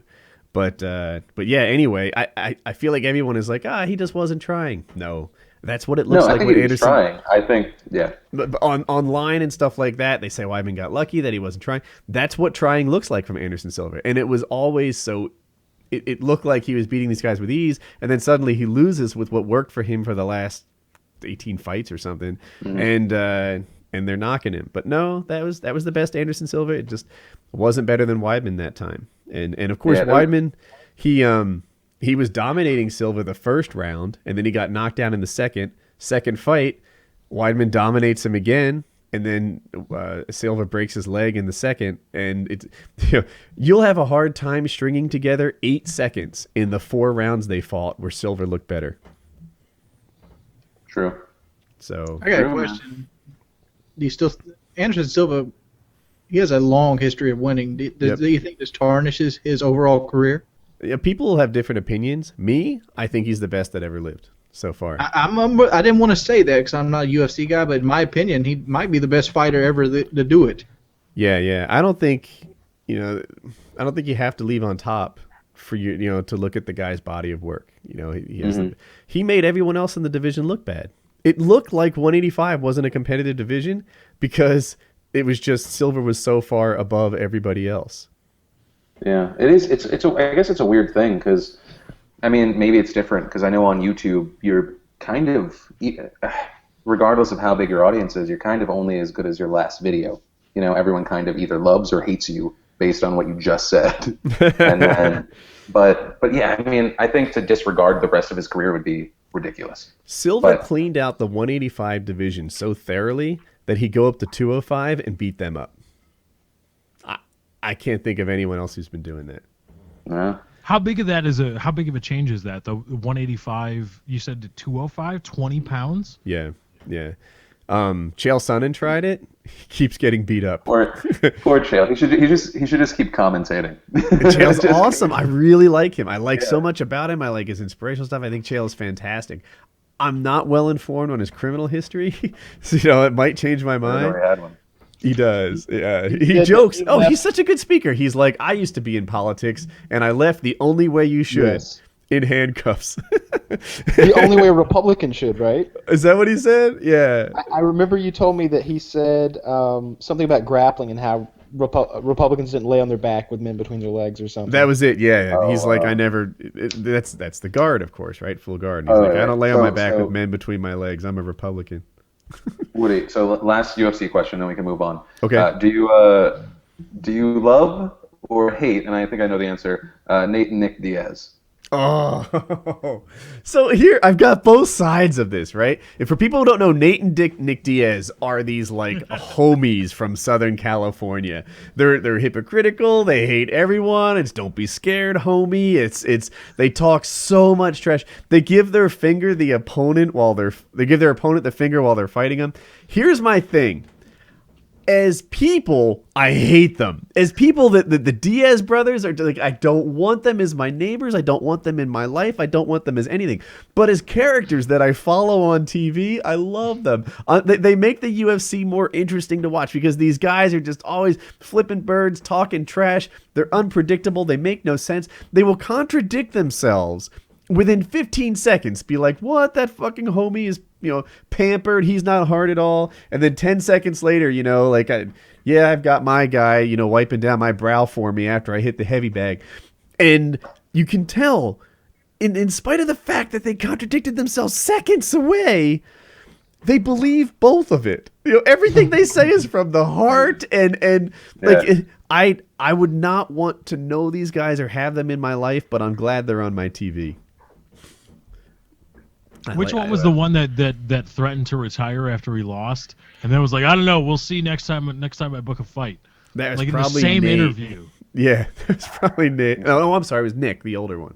Right. He lost in the post-fight interview. He was like, I don't even know if I want to do this anymore. That's what they all do, though. No, they all do that? No, they don't. You remember Silva post-fight after the first Weidman fight? He was like, there's a few people give all your respect like, to Weidman, all the respect to Weidman. He is the champion now. He is the best, and it seems so tongue-in-cheek. Like he's so like, weird. It's like he's trying to like to me, I took it as him being like, that was a lucky shot. Y'all know it was a lucky shot. He's not a real champion. I'll come back and beat this guy up. That's what I took from like that. But you get that every time. A lot of people took it as like he was just done, and like that was his way of going out. And it was I don't know. All I know is during that first fight, I had like 10 of my friends in the living room, and we like lost our minds because it was awesome. It was an awesome knockout. I don't know if you know Joe Lozon. He's a friend of mine. He's in the UFC. He actually has the record for the most like of the night bonuses: submission of the night, fight of the night, and knockout of the night. Like, so he's tied with Anderson Silva, but I like to say he has the record. And I was at his house, and there were all these like pro fighters of different levels and stuff. Some of UFC guys, some at like smaller events, and I was the only one that had Weidman winning. And I was like talking all this trash to people who could smash me like a bug. that was how that event went for me. So wait a minute. So he's tied with Anderson, and now Anderson basically is retired now. Looks like Joe's going to take this over eventually. Without a doubt. Yeah, Anderson's. That's nice. I hadn't thought about that. And not only is he the all-time winningest sub of the night, he's by himself the most of the night bonused active fighter. Oh wow! Yeah. Yep, that's another little category. Go Joe. Good job, Joe. So Kyle, what would you do differently if you woke up on January 1st, 2013? That's what I was saying. I would totally. Oh right. I would use it for my own greed and make money. PhillyD? Oh man, I wish I had thought of the greed thing. And I don't want to be the guy that's like, I wouldn't change anything. 2013 was just all right for me. It was pretty good now. I'd probably just do more. This year I got like really overwhelmed by stuff, and I would be like, oh, that was a lot of stuff. I'm gonna play Call of Duty and eat pizza and ice cream and do nothing. So I'd probably just try and do more and maybe get out more, because I'm really in my studio way too much. It's bad. That's That's a funny. boring answer, but it's I would true. also call Wings, and I would have him prevent the Boston bombing. Oh no. How? 'Cause I could do it. He could do it. See? I got See? this. All I got to do is update him, like Wings. Totally just time travel just now. We got to get to work. You know, the Boston bombing's so interesting because I made it one of, well, I didn't make it. My audience voted it to be one of the top stories, and those guys the biggest douchebags. It's surprising the number of people that still believe that it was all like false flag. Yep. There's a big movement of people that want that kid released. I think it's Howard Stern made it sound like it was a lot of girls who found him to be attractive. Yeah. Well, there was yeah, a piece on I that. don't know. A lot of girls converted their Tumblr to Sarnaev. I think that was his name. Just like love pages. How And, like, sick is that? It's I I heard think of anything a big sick is going Boston. to happen. Not There's gonna sick, there are gonna be it's- conspiracy theories. what are the Son of- conspiracy I'm theories? just saying, Do he they never center seen my on fat those? ass coming. Or did Wait, what's coming? I say he'll never see my fat ass coming. He's gonna see a out-of-shape fat boy coming up to him. Wings of I'm gonna have a Redemption with can the of mag mace in my light. pocket. I'm like, hey, what are you doing? Putting the book back down? It's a good marathon, huh? Down him before the fucking Rolling Stone magazine can put him on the cover. like if I start with in a rear naked choke with one of the I'm gonna brothers? start with the mace in Got his him. fucking face and like a fucking Oh, billy Wings, club. please start with a Billy Club. Wings, you're missing your mag light opportunity. That's Wings, your I weapon don't of know why- I choice. can't hide a mag light in my pocket. I ain't wanted to. Yes, you can. You can be like, I'm excited about this I marathon. had a mag light in my pocket every day. I think use the it'd be 4D. okay I going don't use into the pussy gun mag range. lights. I mean, when the authorities found these guys had that bomb and everything, you'd be okay if you shot them. Yeah. They'd be cool. But so what are the conspiracy theories? Like, because I remember, Reddit was in that craze and they doxed like 3 different people that were wrong, and Reddit doesn't like to talk about any of that anymore. But yeah, whoopsies. Yeah. My bad. But there were like pictures of guys in like just like black like over like sweatshirts like these and great or cargo pants, and they had military style backpacks on, and there were 2 of them, and they both had the Predator. Pretty much. I think if you were symbol on brown, you had a backpack and had a hat. Reddit had a circle around you at one point. Like that was pretty much it, right? Like, but I mean, it's not to bash them because, like, with the Steubenville rape case, Reddit was massively helpful and successful. It's like anything else, It can be really good or really, really bad. Mm-hmm. They'll get your safe open for you. Right? Yeah, it was that random guy. But it had to do with like guys that were. It was like some paramilitary organization that tries to do security for like it's like an actual organization, and there were guys there looking suspicious, and then this organization had to do, if I remember correctly, tangentially with this. The Navy SEAL sniper who got killed. What was his name? Something Kyle. Chris Kyle, right? And that was a whole thing. Like you see, here's Chris Kyle on CNN, and he's wearing this hat, and then here's these guys wearing the same hat. What's going on? Like, what, is there anything else? I don't even know. Well, there was also what? There was the oh god, it was those people being harassed after that school shooting. It's the internet, man. It's good and bad. Yeah, that's true. Oh well. Well, at least they got him. I mean, is the atrocities that occurred. And It's weird though because I haven't heard like what's happened in a very long time. Yeah, the last thing I heard, they were questioning someone inside like a police building, and then they shot him. Oh, are you talking about the guy in Florida, right? Yeah. I think. Yeah. I think it was in his house though. I think that's what it was. They said he grabbed for a knife, and then maybe he didn't grab for a knife. I thought he was in a Right. police But like, do building. you have to shoot him? You're the federal. I don't think ever grabbing for a knife is a case where you can shoot him. Especially if he's at his house, maybe he was just gonna, serve some hors d'oeuvres. Yeah, he No. had some. Would you like your PBJ out sandwich there, like, cut, "Oh." officer? I can slice it diagonally or down the center. What would you like? I'm just saying, there's so many stuff on that officer's belt that can take down a knife guy so quickly. This one's from the from the Jason Voorhees collection. Maybe That that's what said, happened. if I'm a cop, Take him with if the I'm a back cop, rails. I'm probably gonna try and down some guy in the way that I know it's gonna down the guy. Like I know that I try and be as even keel with this stuff as possible. Mm-hmm. Granted, you could probably take the guy down with mace, but do you want to try it if you're worried about getting to your wife at home? Yeah. Yes. See that? You want to true. try that? Do you hate I your would wife? try it, especially when I got like. When he's like, I hate that 5 or 6 bitch. I other don't care. I won't try anything I can.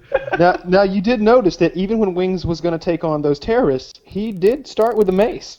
He's Right? trying to take good them stuff. out. You see, you'll notice That is whenever true. Wings start to try to take anything or anyone down, he starts in one of the most advantageous positions possible. That is exactly how you're supposed to start fights, in an advantageous position.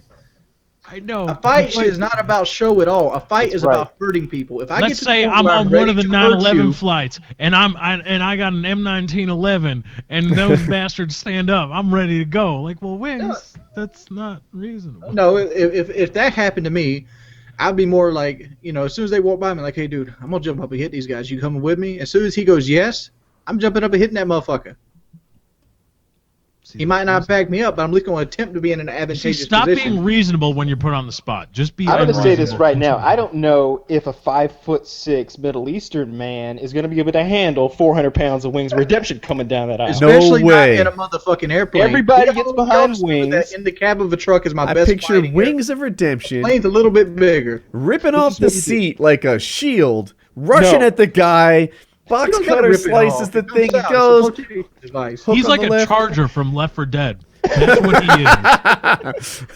He's like, just runs down the aisle. Just goes. He can get like a 3-piece right down the aisle. Y'all talking shit. If I knock that guy down, I think some of those cowards would get up and help me. No, at that we're serious. We're serious. That's totally our plan. If I were on a flight with you and it were being hijacked, I'd be like, all right, let's get together. A formation, Wings up front. Let's go. Here we Yeah, go. that's a flying V, yeah. We'd put a pot of scalding coffee in one of your hands, and we'd take a bunch of those little mini liquor bottles, break them, put them between your knuckles in the on the other. other hand.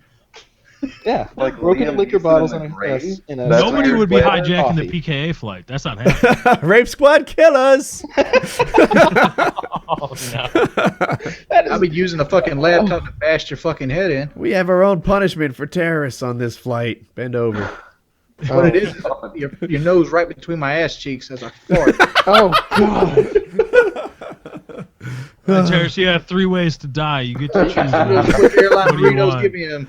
The chainsaw, the knife, or Wings of Redemption fart faces.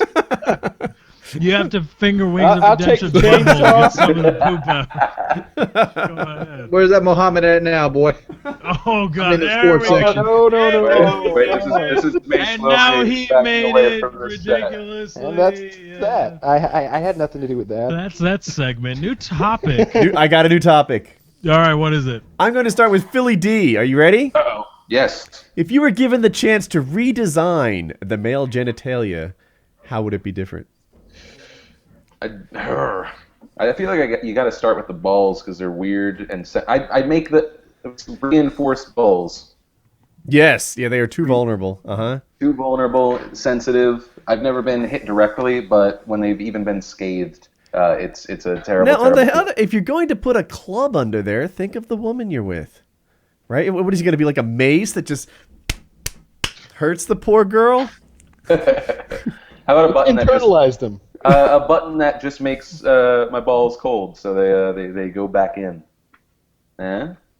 I mean, I would go bigger. I think, I know that they're in the scrotum because they need to be cooled or something. Remove that requirement and internalize them. Yep. Yeah, the internalized balls. Are you gonna add water cooling to I your? don't know why cooling was ever a requirement. H100. I would Right. step 1 in male genitalia, make sperm work fine up to like 105 degrees.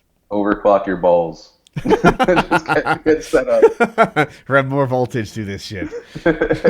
But yeah, step 1, take away that whole requirement for sperm to be kept cool. I don't know why that's there in the first place, and put them on the inside. Also, I back me up here. Shouldn't all penises be the exact same size? Should we just Yes. remove that as a thing? Yes, yeah. Well, wouldn't I was going one to say be bigger, but boring? I guess that the same works the same. I feel bad for the other guys who were like, Woody's got all this and I've only got that. I think if I were to redesign it, I would take away their shame as an act of kindness. How big would the One prototypical... second. I have to Google your penis. How big would the prototypical penis be in Woody's world? Oh, I'm not answering. Wow. So, to tell you the truth, It wouldn't be as big as mine. There's a bit of a cervix pounding situation that happens in certain positions, and I think I would rather just fucking like rock a thick 6 instead of knowing that like well, when she's doing this, I have to be conscious of my depth. I think the thick 6, like a Coke can, would be the way that we'd go. Okay, that's maybe too thick. That's really thick. It's weird that no one ever says a Pepsi can. That's the only thing I've ever thought of. That's a thing, yeah. No, I always we've talked about this before. I'll make it quick, but I always thought that Coca-Cola and Pepsi was like a legit like neck and neck rivalry. Like just those two sodas concerned. There's the Pepsi Challenge commercials back in the day. So it got into my head that like, maybe 45% drink Pepsi and the rest like Coke. No, Pepsi isn't even close. Really? Pepsi's like it's like 10%. Everybody likes Coke if you're choosing cola. I prefer Pepsi owns Pepsi. other brands that are profitable, but I think that it wasn't always so close through history. I don't know. I've been anti-Pepsi. I'm only like anti 2 brands: Pepsi and Walmart. Walmart because they treat their employees like shit. Pepsi because they sponsored a show that talks shit about me. Wow. All right. So Pepsi tastes like dirt. I'm afraid we're getting off of male genitalia, and everyone knows I hate that. Sorry. I got an answer. Can I go next? I want to go next, if I may. Because I've been thinking about this, and I'm afraid if we get to the end, then all the good stuff will be taken. Because I already was thinking Please they go, should be... Cocker. Don't you Mine's dare not take gonna be mine. taken. Okay, so I think the balls should be internalized. Okay, get them up there just like a woman's ovaries. That way we don't even need to know how big they are, where they're located, any of that stuff. Then... Oh, wait. By the way, Wings, I don't want to miss the opportunity. You need to send me pictures of your balls. You know why I'm not sending you pictures of my balls? The same reason PhillyD wanted to look up pictures of your dick. But see, he could actually look up pictures of my balls and send it to you. I've only recently found your subreddit, and it is fucking weird as shit. Yeah. And it's like 30% about ball pictures. Yeah, no, I don't know what's happening. And you know Wings what, of Wings? You Redemption. can make it all go away. Like a month ago, I think it's roughly a month ago, Wings told us that he had unusually large testicles, that they were the size of jumbo eggs you'd find at the grocery store. And ever since then, I have been asking for nutsack pictures. I've been known to focus the camera and go back there and demonstrate different photography positions that would work out for us. It's we will not rest until we have pictures of Wings of Redemption's balls. Oh, that's terrible. I mean, I'm inclined to believe him because I feel like no guy ever lies about the size of his balls. Mm-hmm. I don't think anyone's ever done that. I wanna Right. see 'em. Yeah, but we need to see them. So my addition, I'm happy with everyone having a different one. If I just like with females, the female body is different every time. So I think it's good that there's variety and everybody doesn't look the same Anybody out down there's there. happy with like a 3-inch dick, Kyle? Yeah, well, that Thick six. It's that makes plenty things long better enough. for those of us It who should be don't have thick. 3-inch Everyone's penises. happy, and there's no like ridiculous cervix pounding, which problem with it, which I'm told feels like a kick in the balls. So my addition would be that there's a lot of pubic hair down there that I just don't feel is necessary. And I'm not overly hairy. I just feel like my balls don't need any hair on them at all. I'm with you. There wasn't any there, and I don't feel like my gooch needs any hair either. I don't find okay, that area gooch, gets okay. cold at any point. I had ever. to process what the gooch was. That's the Yeah. taint in my world. Yeah, I really don't feel like I need any of the pubic. I want some pubic hair on top, so you know that I'm an adult and I don't have some weird disease or anything like that. And I okay? would want you to know argue- I'm healthy. And I But think I this don't is need- really a white guy thing, but I don't think it needs to. Look, my eyebrows only get this long, right? I'm not doing any eyebrow trimming. I'll put myself on the big screen. This is just my eyebrow length, right? I would like to have maybe a pube length that's regulated on its own. Much like eyebrows, right? There are other, I don't know how long my hair would get, but seriously freaking way too long. My arm hair, I never have to mess with. It's just this length. I would like my pube hair to scale back a bit. Yeah, we don't need that coverage anymore. Right. That's not necessary. And the I've heard it has a purpose. evolution. There are purposes. It's to it's for scents and stuff. The stuff that pheromone goes thing, I've heard another Yeah. one. I've heard is for lube. I've heard that is why Yes, you have that too. hair under your armpits and on your. If you think about the areas of the human body that get friction, like this and like this, then yeah, the whole pube thing can work as a lubricant kind of. Yeah. thing. That makes sense, but I don't do so much physical activity at this point in my life that I need lubricated armpits or anything. So honestly, I could say goodbye to armpit. I'm certainly not going to shave my armpits, but if we just didn't grow hair there, would you care? I think I'd be fine. Yeah.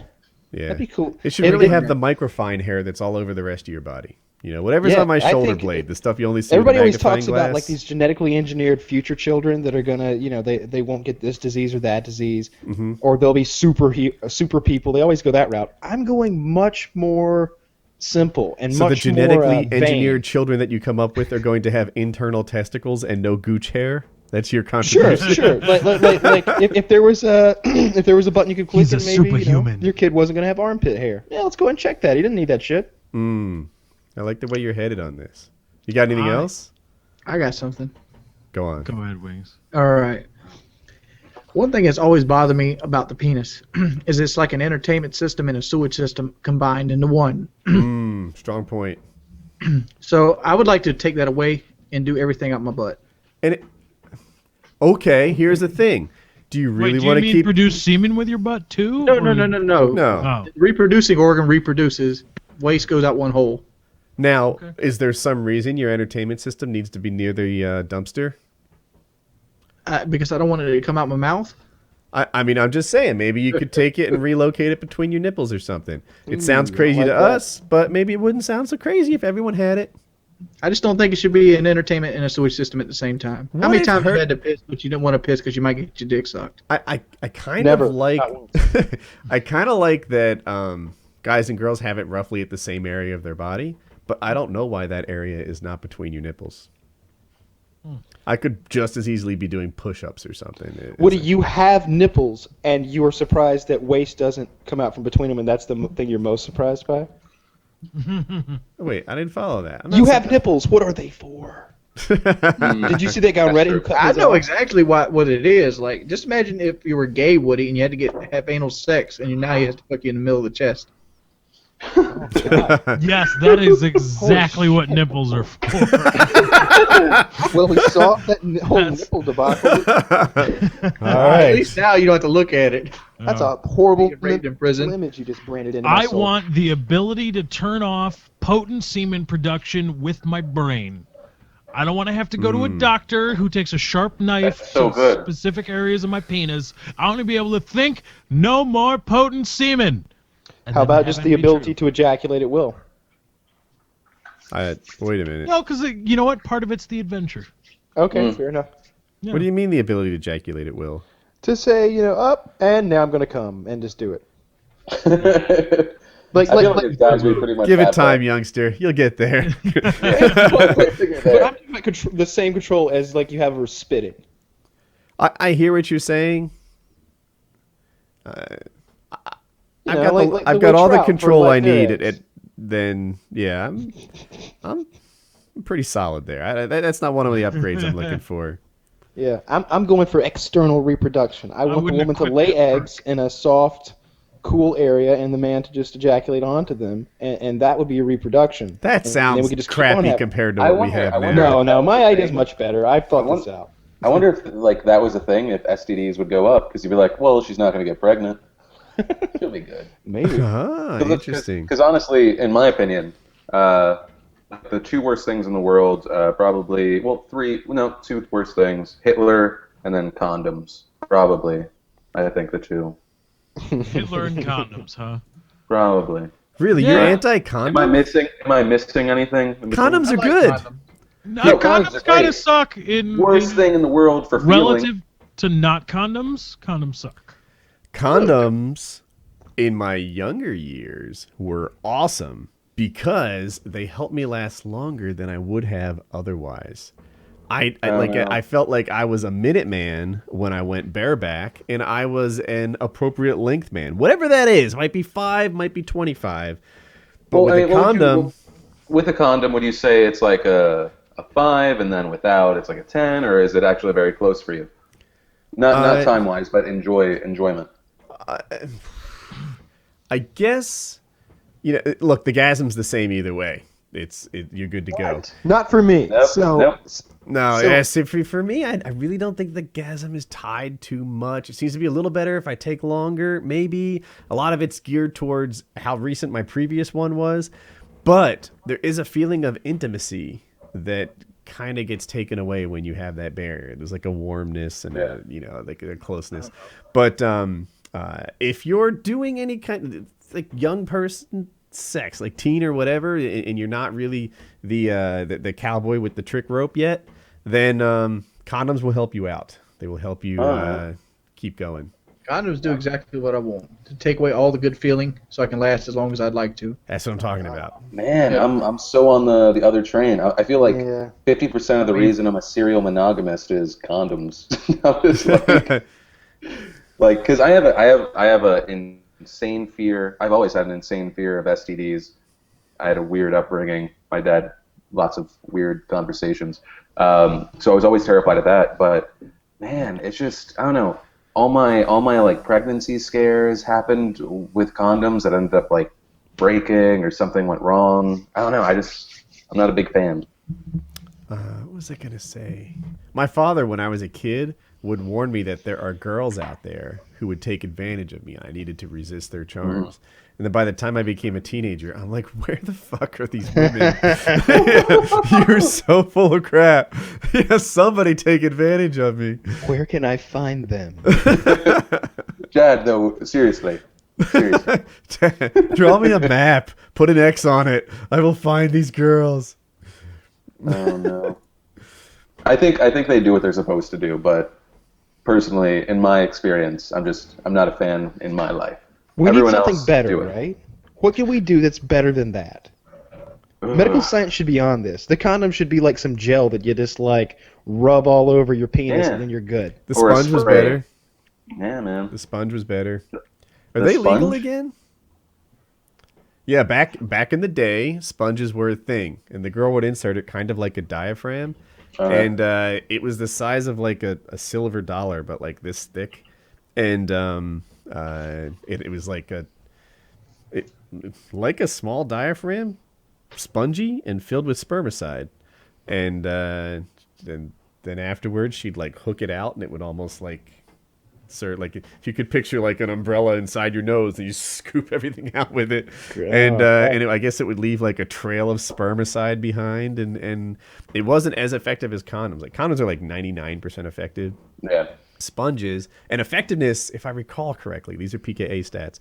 The way they measure it is they get like a couple to use this for 5 years, and then how many of them have babies. And sponges were like 89 or 91% effective, like significantly less than condoms, but significantly better than not birth protection. Yeah. And you get pretty much the the bareback feeling with a sponge. Yeah, but does that protect against all STDs? No. Yeah. No. Yeah, It's see, totally that's for what I'm people going who for. are Well, not even fluid a condom bonded. doesn't protect against all STDs. Chlamydia can be transmitted with pelvic area contact. I didn't know Yeah, that. but how hard is it to Lice. cure chlamydia? No, what is it called? You Crabs. can get mouth hurt just from kissing. I mean, it's all terrifying if you actually think You can about also it. get orgasms just from kissing too. That was true. But hang on, the thing with STDs, which STDs are incurable? Because I'm like 90% sure they've cured hepatitis C. I think I saw a Reddit thing about. Yeah, but do you have 84 Gs? No? Well, then fuck you. I could come up with it if I had hep C. That's true. Come on, Indiegogo. Well, I mean, screw it. If you're gonna, Exactly. You don't think I'll start a fucking Indiegogo?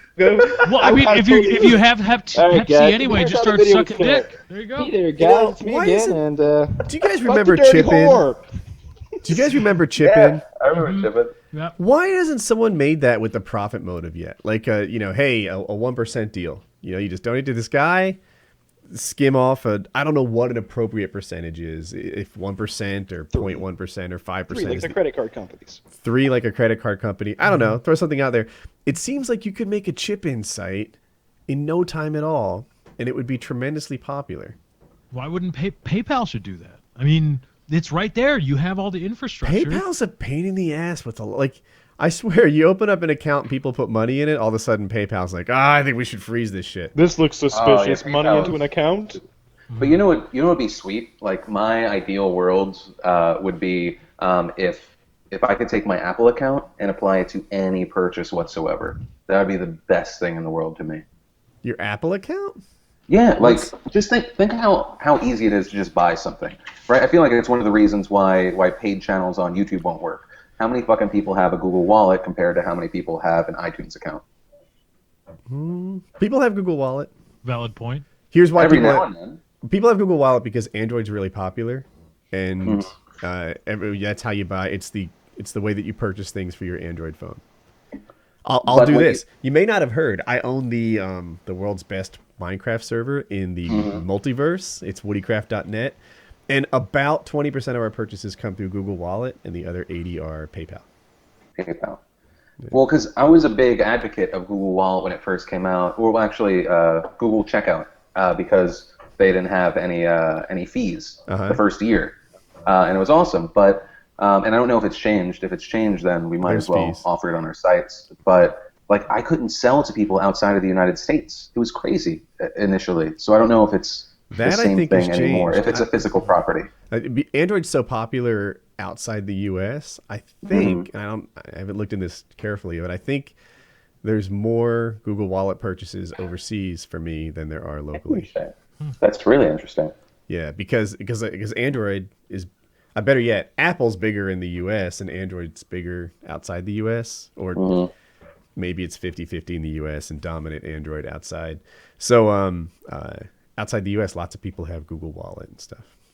See, for that, like, that information is always interesting, because I get very hyper local, because all of a sudden it's very easy to think like what you do and what the people around you do is what everyone does, and yeah, so that's really interesting.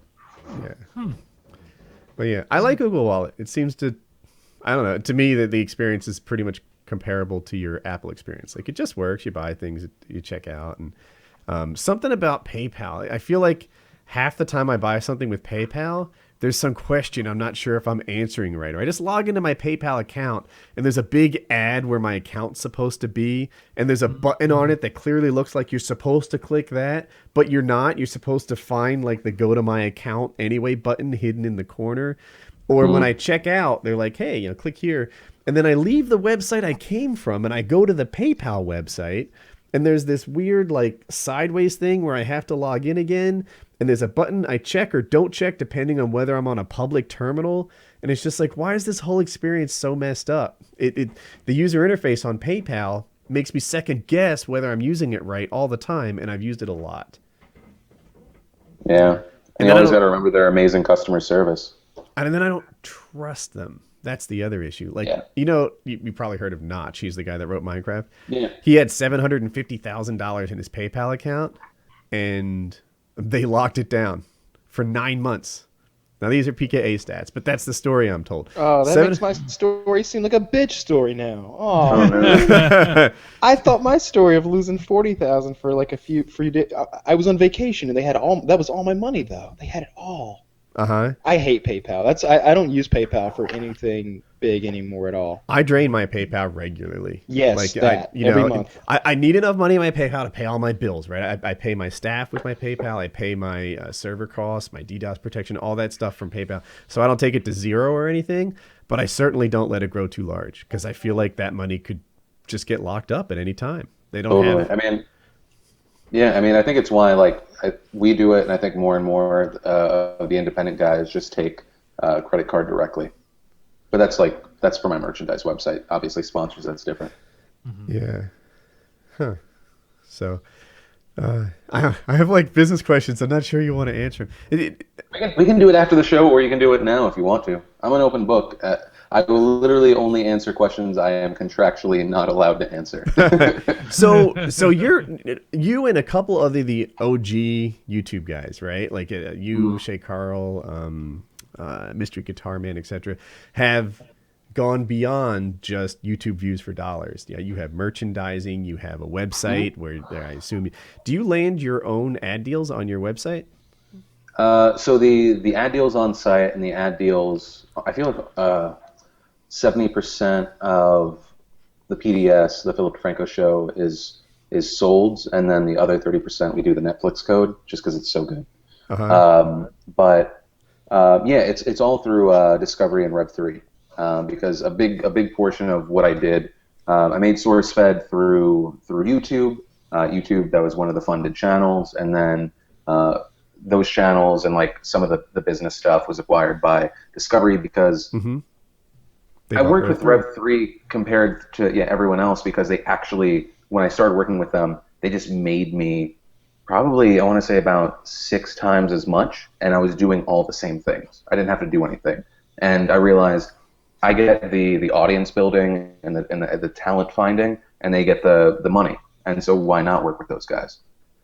Yeah, I like them too. And it's somewhere that I'm very ill-equipped. I don't like a lot of sales guys, but I also understand that sales guys are invaluable. There's something special about them. My dad was one. It's essentially a personable bullshit artist. That's really what it is, and I'm not that guy. The biggest problem I've ever had trying to sell my own stuff is that I don't know my value. I'm honestly not sure if let's say I make a video and it's going to get between 100 and 150,000 views, right? Something like that. I don't know if that should be worth like $100, $500, $50,000. What do you think in your head that it works? Because your opinion's probably based on what you've been paid. Right. Okay, here's the thing. I looked at how much magazine ads cost, and I was shocked at how it was an in-game Informer, and people were paying like 150 grand for the amount of impressions that I would get in a week. And I was like, wow, if I had like 1/10 of that every week, that would be so neat. If like what they pay is so crazy that, and I think a pre-roll is actually a much better impression than a magazine ad, right? And a magazine ad is, you're like blind to it, right? You just sort of skip by, etc. A pre-roll, you actually sit there. I mean, a lot of people could probably name the pre-rolls, the songs that get annoying, the thing. Like, it does, people know about the product. So, by that measure, it's like, wow, week's views should be worth 150 grand, really, because that's what it's worth in a magazine. Heck, if not, it should be worth 450 grand, because I think a pre-roll has a much bigger impact on a person than otherwise. But then on the other hand, it's like sometimes $100 might be appropriate, for a video. And that's why I can't sell my stuff. It's weird. Well, it's weird, right? Because it comes down to the audience, right? 150,000 views from you, an active audience that has its own subreddit. They're rabid. I think I tweeted something, and then 3 minutes later, it was one of the top things on your subreddit, and it was like, Woody, don't fuck this up, or some shit like that. That sounds like them. That's an active community, right? So my big thing, whenever I go to these random things where I'm talking to old guys about money, is all viewers were not created equal, right? Your guys are far more valuable than most likely 98% of other YouTubers, because they're active, they care, they're a part of something. It sucks in a little bit, because when you describe it, you start talking about people being worth a certain number, but it's more about how special of what you and what other YouTubers have created. These people that are a part of something. It's not that they just feel something.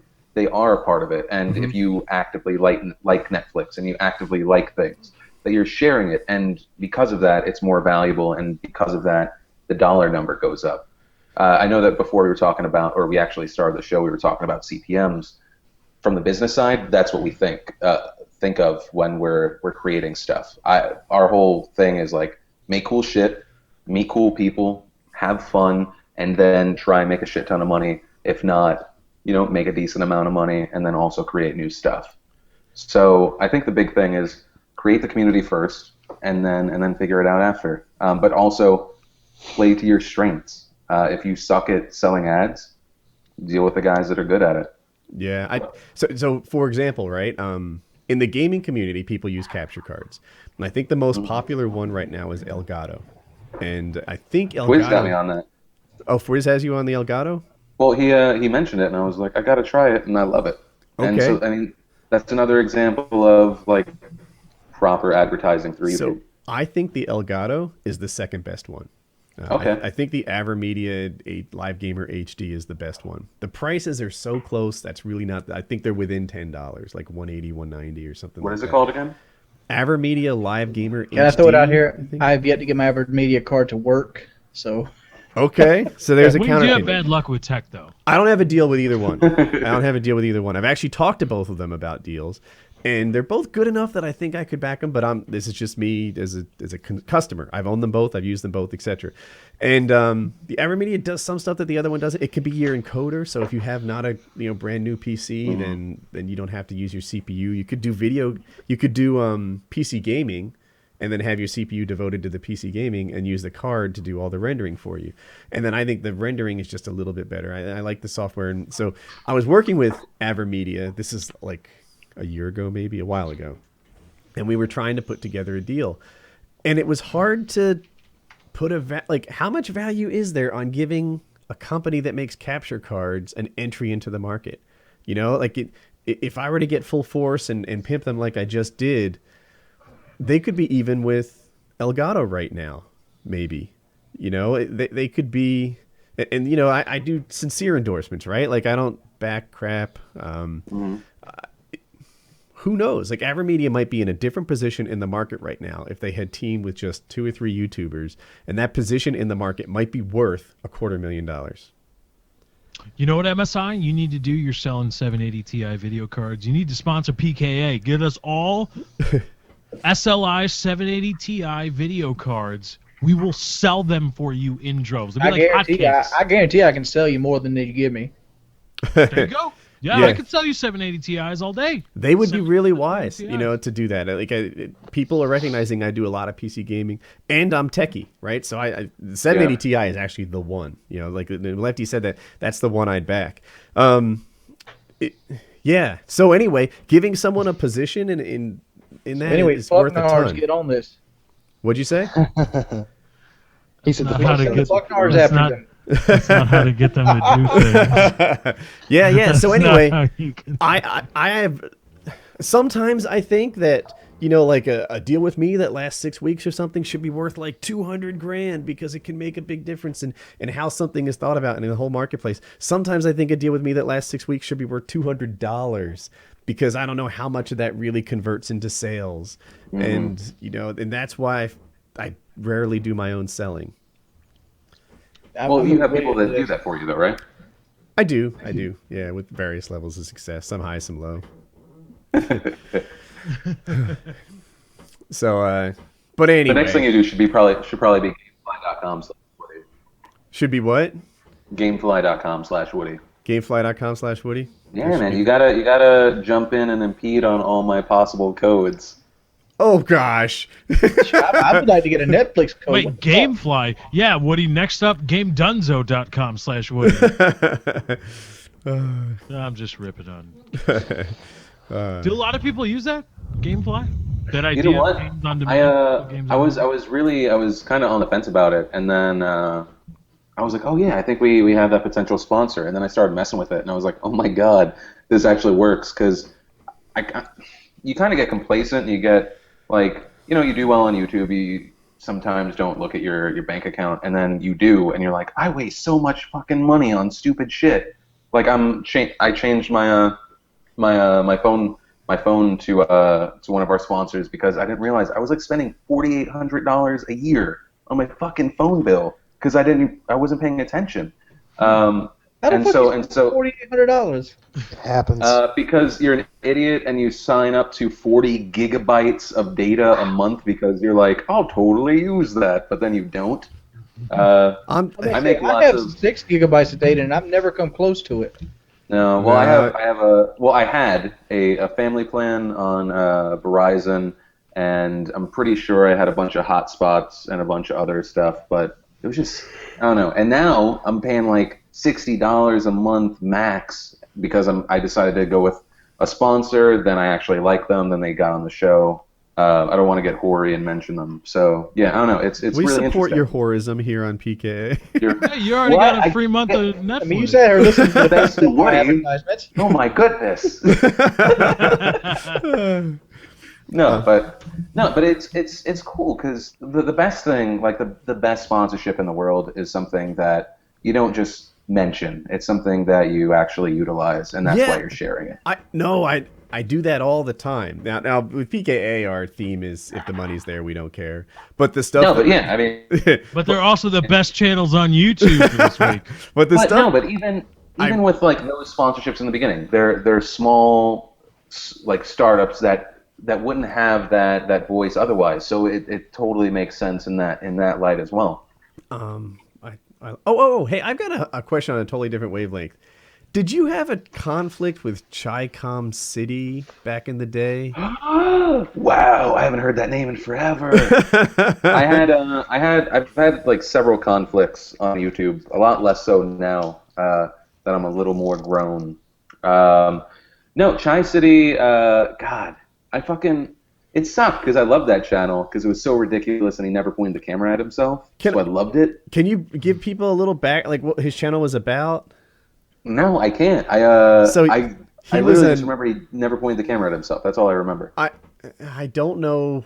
All right, I have a hood pass that was granted to me by this guy named Forrest, so I'm allowed to say stuff. He was a black guy, and he was really kind of inner city, right? I mean, he never pointed the camera at himself, but there's like voice differences, right? And everything he said was kind of like street smart, and he was really excited. Like that was his thing, and he would just be like, I can't even remember what he'd talk about, but everything he said had this like inflection and excitement level that it brought you in with it. I remember he talked about like fast food. Did he once pay off stuff with pennies, like a traffic ticket maybe?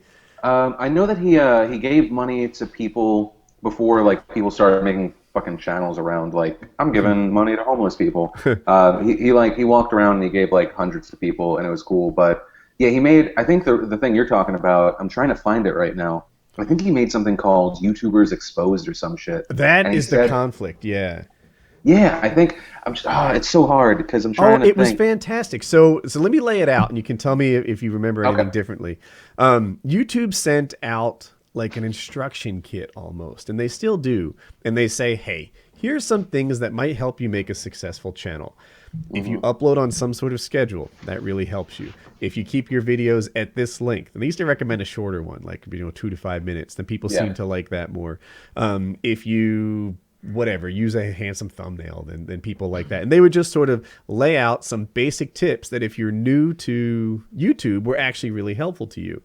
And then he held up this contract like it was a freaking CIA memo or something, like the government, the president's daily briefing. And he's like, I got the inside shit for you. And he'd be like, upload videos on a schedule. They're trying to train you like you're rats. And, that's how little YouTube thinks about you. And, do this. And he interpreted everything in the How to Be Successful kit in the most negative possible way. And then you did a response video to it. And you're like, yeah, people live their lives on a schedule. I get a daily paper. That doesn't mean the New York Times is trying to turn me into a rat.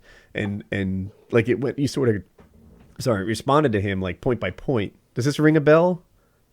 I know that it happened. It's so weird. Like through the years, there have been so many random things. There was also, for a little bit, I think Twitter was around then, but it was like so early that I'm like, was Twitter around? There was also this thing with this guy by the name of Asa the Comic, and apparently some guy told him that, and it was like a hashtag for a bit, PhillyD called somebody, and apparently I had called someone at YouTube to shut down his account. I think his friend was fucking with him. I've been accused of that a lot of times. Go on.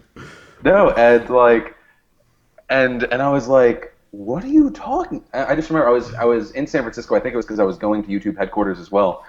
And I was like, are you a crazy person? Because it was also a guy that I enjoyed his videos. Like I thought he was a really funny guy. And out of nowhere, he just lashed out at me. And that was my first instance of, sometimes people on YouTube can be crazy. Yeah, dude. I'm sorry to interrupt your story. So go for it. For whatever reason, people make hate videos about me. I get one every 2 weeks or so. And oftentimes my fans will flag his videos for bullying or something. And then I always take the heat up for it. They'll be like, proof, my video was taken down for bullying. Meanwhile, it's bullying. They're like attacking me and my kids, and they're like the most horrendous stuff. And my fans are like, this shouldn't be. And then they think that I sent my fans to them. And the truth is, I'm completely mum on the topic. I never say a thing. They never have a tweet, a Facebook post, or a video from me instructing these people to do things. They're just loyal. They just see right and wrong, and they take down the video. And that right there is more guidance than I've ever given them before. Yeah, but like I'm always innocent. But they view the fact that a bullying video was flagged as bullying as proof that I'm guilty. And it's happened to me a bunch of times, but I've never actually done it. And you'll see there's never a tweet, never Facebook. They think I like subliminally. Thank you. I'm struggling right now. I was like subliminally? Subliminally send out like, ESP waves and get them to do it. But yeah, I've been accused of silly stuff. You and Will of DC had I met Will of DC and I asked him about it, and he would not say anything negative. It was all kind of like, well, it's in the past. And was that recently then? I'll call it 2013, early 2013 maybe. It was a Battlefield 4 like sneak peek, and he had nothing negative to say about you. Well, good. Willie DC is an interesting case. If he's not saying anything, then good on him. I'm glad. Give us the dirt. Give us the dirt. No, I mean, it's those are. I think a lot of that is from complicated days, man. Like he was a YouTuber reporting on YouTubers. I was an anti-network guy that helped start Maker. Like it was a weird, complicated place, especially when I was so hot-headed for my first 4 years on YouTube. When I left Maker, I don't know what I made, like this video where it was like set fire to everything, and I was only angry at one person. So yeah, I don't know. I can't say anything negative. Well, that's usually a good place to be. Not saying negative things about other people. It's how I've grown over the past few years. I'm trying. Yes, I've grown up not being like accusing people of things and saying mean things to others.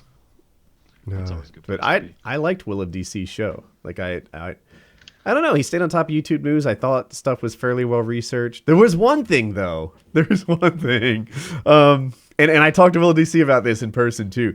He backed Coney 2012. Right? He was totally pro. He's like, I've known about, what was the charity associated with it? Something like about kids, children. Give us money so we can get drunk in the middle of the street. No. There was a kid. They came to his high school. That's how you know it's legitimate. There was a thing. .org. Oh, come on. It was a charity. Charity associated with Coney 2012 that was like something that had children in the name of it, maybe. No one knows this? I'm looking. I barely remember the Coney 2012 crap. Gosh. Wait, so get to the point. So what is? So everyone was Invisible Children. Invisible Children. Thank you. Look at PhillyD's like good to the point. Sorry. PhillyD. I've had enough of this Belvedere to be like, come on, but for really though. Oh, Belvedere. Oh, Mister. Oh, I'm top of the YouTube game. I'm sitting here drinking Miller Lite. As a random birthday present, because my birthday was December 1st, I got one of those douchey bottles that they give you at a club, apparently. And so I need to drink that, otherwise I'm going to be rude. Well, there you go. That's a perfect reason to get shit-faced drunk. I'm lost. So Will of DC. So Will of DC was like, Coney 2012 is not a scam. Everybody is acting like they're in the know. All you have to say is, this thing's a scam, and then suddenly you sound like the person who has the scoop. And that's true. PhillyD, if you to do a 24-hour live stream giving all the money to wounded veterans, and I said, dude, he's keeping 80% of that, I heard, they'd be like, oh, Woody knows something I don't know. And that's what he said was the phenomenon behind Coney 2012. Then I uploaded a video also saying, everyone's knocking Coney 2012. And this is just a really well done video with people who are trying to do good things. You're all on this hate bandwagon and you're crazy. And then he starts masturbating on the corner of L.A. I was like, is this before or after? Before. And then, you know, and I eventually met Will of DC. I'm like, your poorly researched video was the basis of my poorly researched video. I think I may have co-signed with you at that time on this too. I think that may have been a dual commentary. I may have been part of that. We were all hooked. It was, dude, that video was well made. I That was not hooked on the Coney stuff. propaganda. Grade A propaganda. And Will of DC is like, oh my god, I so regret making that video. And I was like, yeah, let's go get that guy. yeah, we were just I was pro Coney 2012. I'm sorry, we go get that guy. You're talking about Coney when you say that. I didn't follow for a second. Yeah, and I was like, yeah, he's the worst guy in the world. He's still out there, this and that. And a lot of people would say like, well, aren't there other people to focus on? He hasn't killed anyone lately. And I'm like, no, there's no statute of limitations on murder. Just because he did this 4.5, 6 years ago doesn't mean he gets off scot-free. Go get some. And turns out, you know, Coney was a bad guy, but the charity whole thing, the people leading it, and I still wonder. And also the faction that the charity supported also used child soldiers and was also ransacking villages and murdering people. How many views did it get? A lot. It was like 50 million or 80 million or something. But it could very well be that the charity and the charity's faction were just a little bit less evil than Coney. But yes. it was like and then but the guy that, you know, went bonkers and masturbated on the corner in some LA street, Phil, back me up here. A little bit of public life can make you bonkers, right? He went from 0 to 60 in no seconds. He went from 0 to 60. Like, a guy like that, I don't imagine he's like, hello, honey, and like drops his briefcase off and like he does, and then he's just masturbating on the sidewalk. Like, I don't think that happens. Really? I had in my head okay. Do you feel like you're capable of that? Well, I mean, I've never been caught, so let's not. More than capable. Gotta show off the cervix pounder. As I mentioned earlier, I've got a little bit too much on my call hands. it cervix hitter. But like, you've been in this game so long now, I'm sure your skin is thick as a rhino hide. But there probably was a time when it wasn't. When, you know, you can imagine your popularity times 10 because Anderson Cooper's, you know, talking about you and Fox News is reporting on you and the whole thing's going wild at one time, and you have no background in this kind of spotlight. It could make a sane guy crazy. I think when you talk about possibilities, sure. I think it's definitely easy for someone to feel like the whole world's closing in on them. That they react in that way, maybe. But it's a severely unique situation. I think it's possible. I think that something else had to be going on behind the scenes. Yeah, I mean, of course, at some point, you know, the fame from the Coney video. I mean, but otherwise you can end up, I don't know, drinking your own piss on YouTube or fucking your cousin or something. But Yeah. you never. I mean, there were clearly some psychological issues there because you're taking the K out of PKA, bro.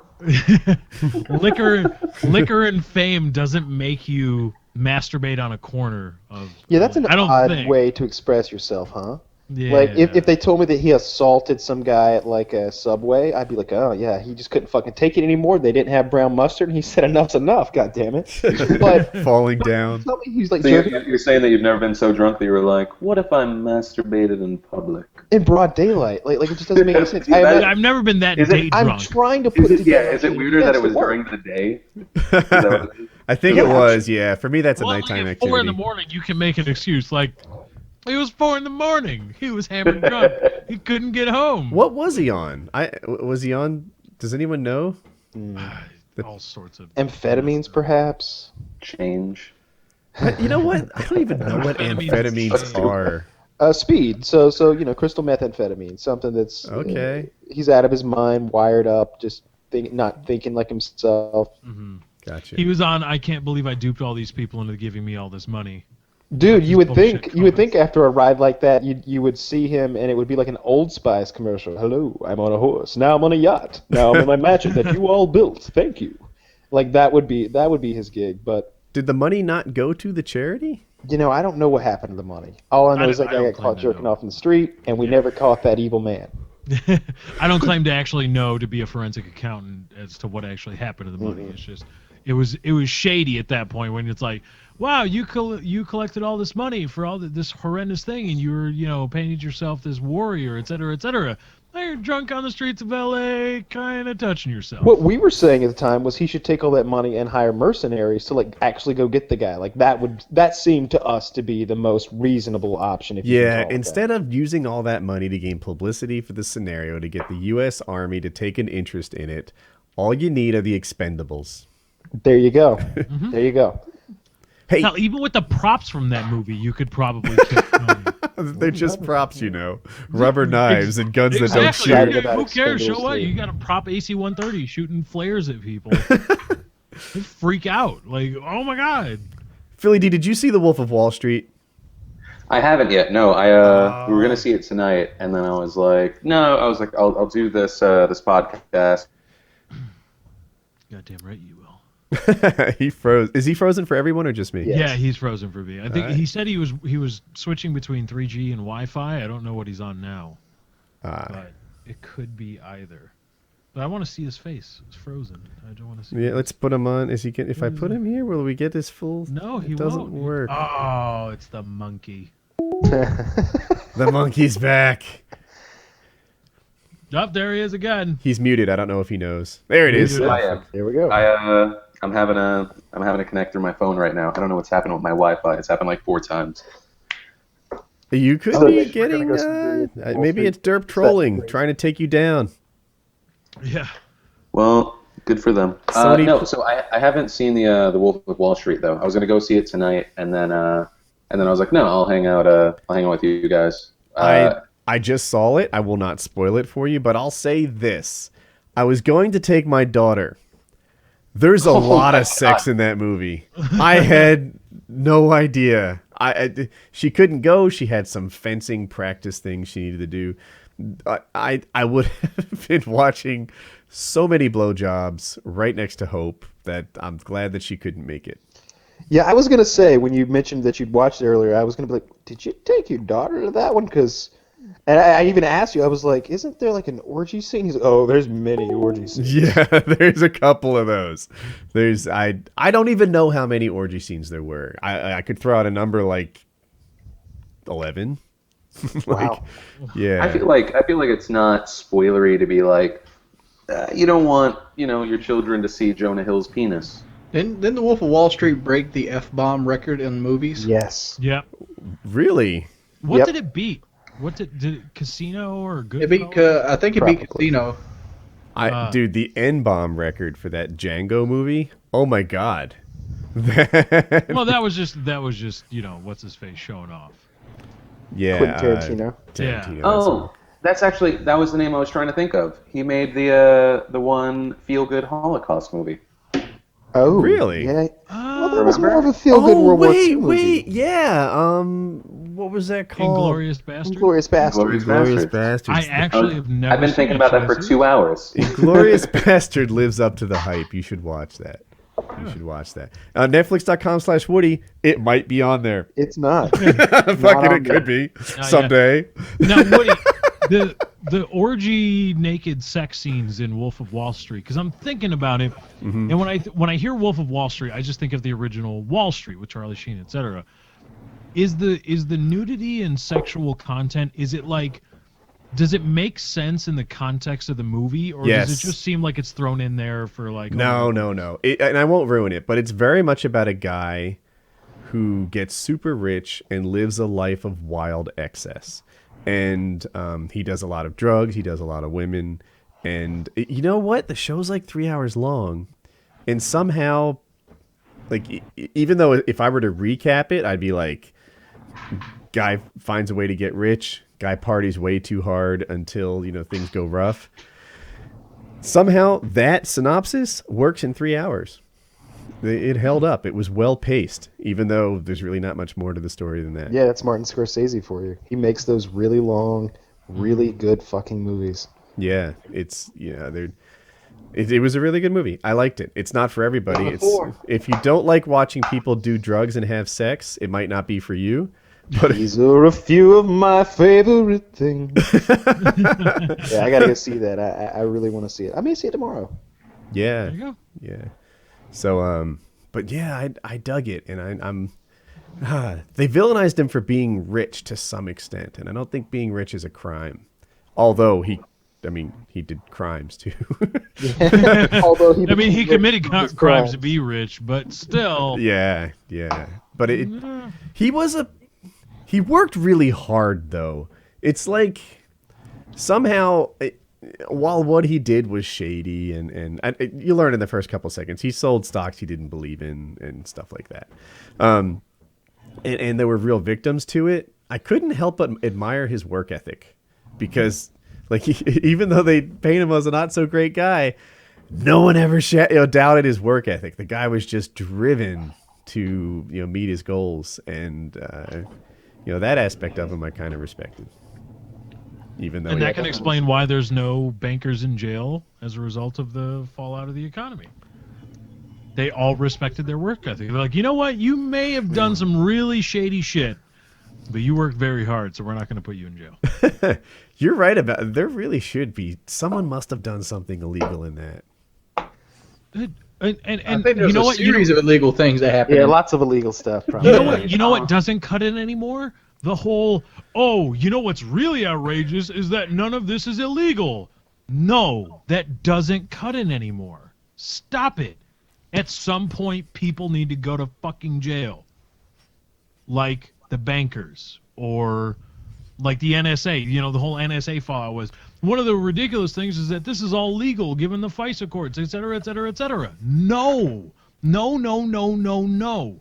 It's at some point it ceases to be. It's wondering it's all legal. It's illegal at some point, and people need to go to jail. It's an affront to all the things that we try to do, and or at people least need to be go a to jail. contestant on Running Man 2014, hosted There you by go. Schwarzenegger and Jesse Ventura. Who's gonna be the flame guy on the Running Man? He's your I champion, think right? So here's my vision for the show. I envisioned the ratings would be so big that this would be bigger than anything we'd ever seen before. So the salaries that you see pro athletes getting would be nothing. So our best and brightest athletes, who also had a penchant for violence, would definitely be funneled into the Running Man program. And so you'd have guys with $50, $100, $150 million salaries because they can wield a chainsaw like none other. PhillyD, I don't know if you know you're muted. No, I was just thinking I'm so excited that we get to see Ray Lewis again. Oh yeah, there you go. He totally murdered that guy. Or at least he knows who did it. And that his suit just magically disappeared. We don't even know. It's gone.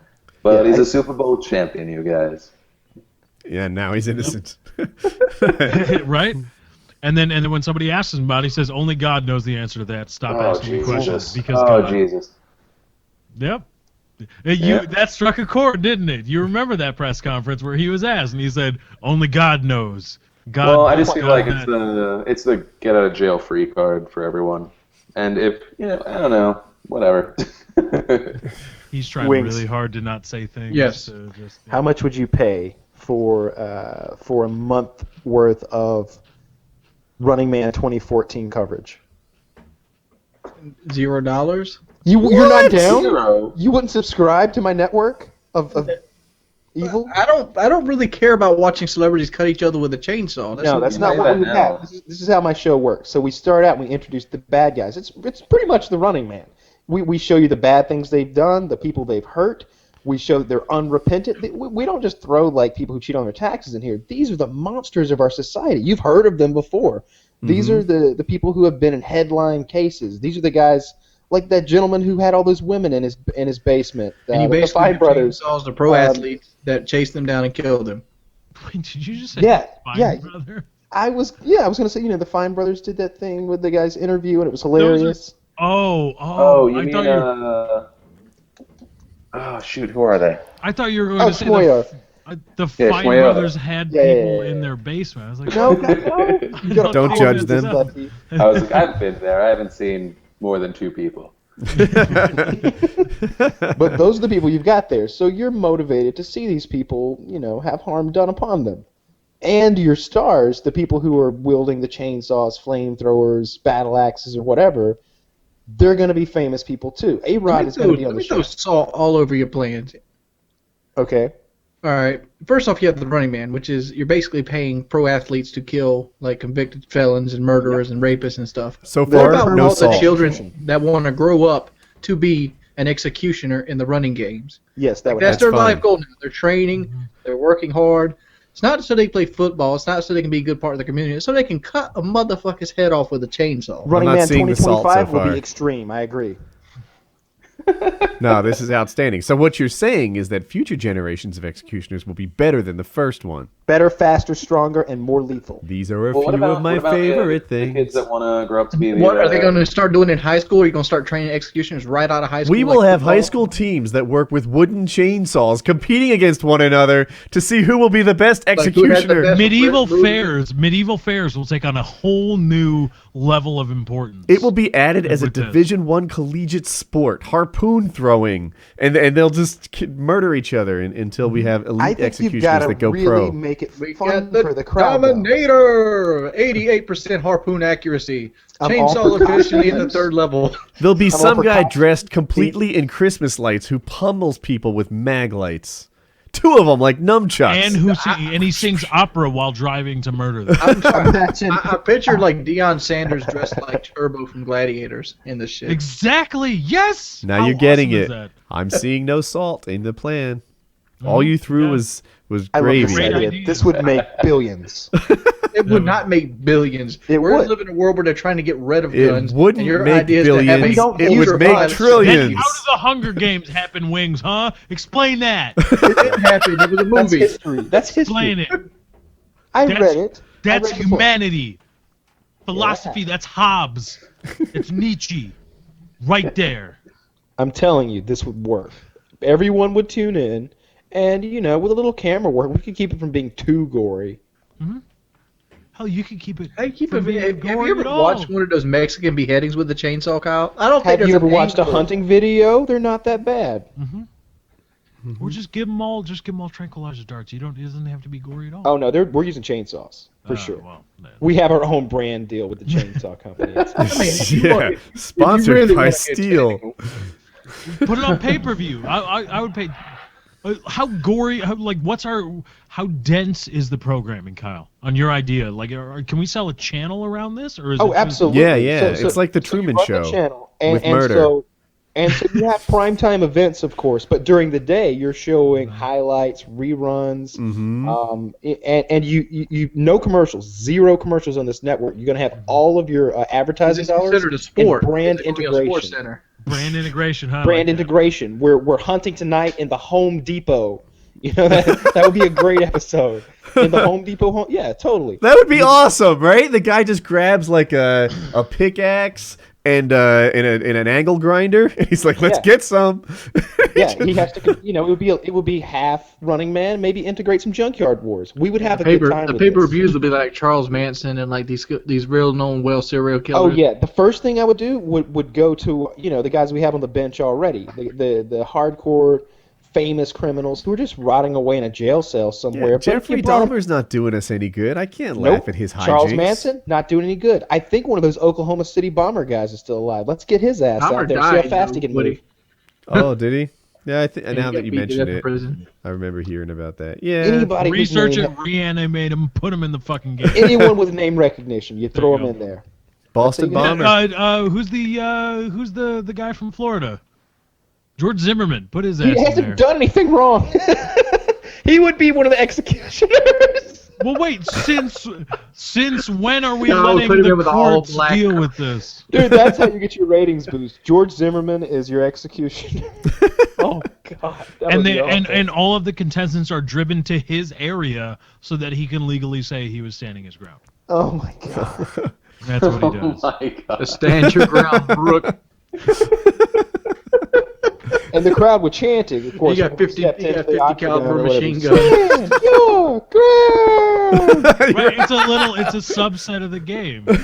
Maybe he'd do a dance to some hip hop music and twirl some pistols around, and then he'd sprint Beat into the his Home wife or Depot. something. They Yeah. dress up the prisoners in hoodies with Skittles and Arizona that'd be iced tea.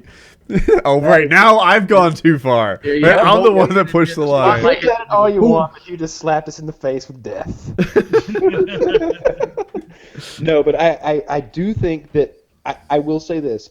I don't think that something like that happening in our human history is extremely unlikely. I think eventually something like that might happen where we've got some sort of death game type scenario going on for entertainment. Well, if you think about it, Yeah, because I would buy that. That game is an extension of like the Judge Judy courts. It's justice Yes. being doled out commercially. Yeah, I would have Judge Judy would be an executioner. We'd give her a crossbow or something and like fly around in a helicopter, but like she's not spry anymore. You've seen her. Well, that's great. Yeah. No, I can see her like sitting backwards on an ATV with a crossbow, like being moved into position to shoot. It would be awesome, and you could have guest executioners. The word executioner's got too much negative connotation there. We need Sitting something better. president can come in and execute somebody. Maybe a hunter or Obama.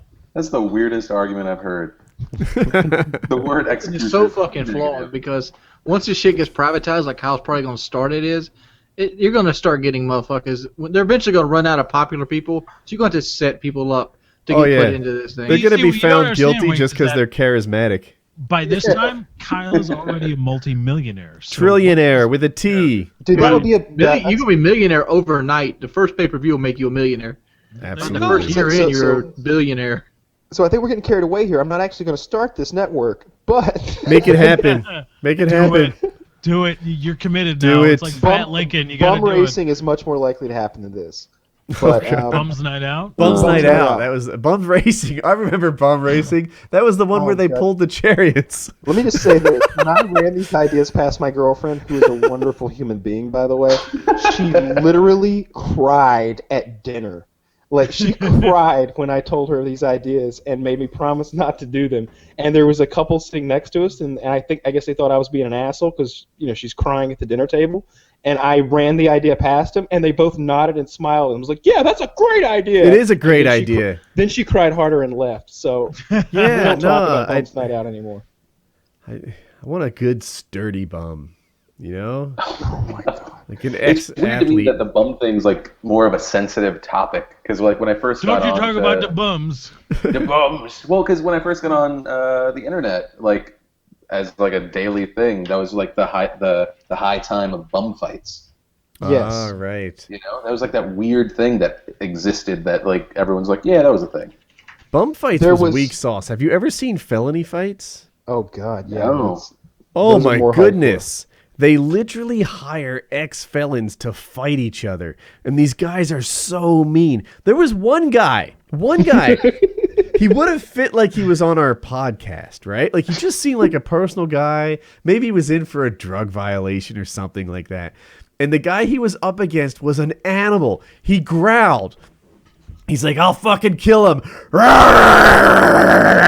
And you're like, oh my God, he's crazy. He's crazy. And the guy's like, I think I can hold him down. I think I can take this guy. I've got like some karate or something. And the guy's like, I'm going to kill him and I'm going to eat him. And you're like, wow, this is insane. They start fighting, right? Animal guy gets the takedown, and the camera's not really in position, but you hear him screaming, he's biting my face! Make him stop! He's biting my face! He's biting my face!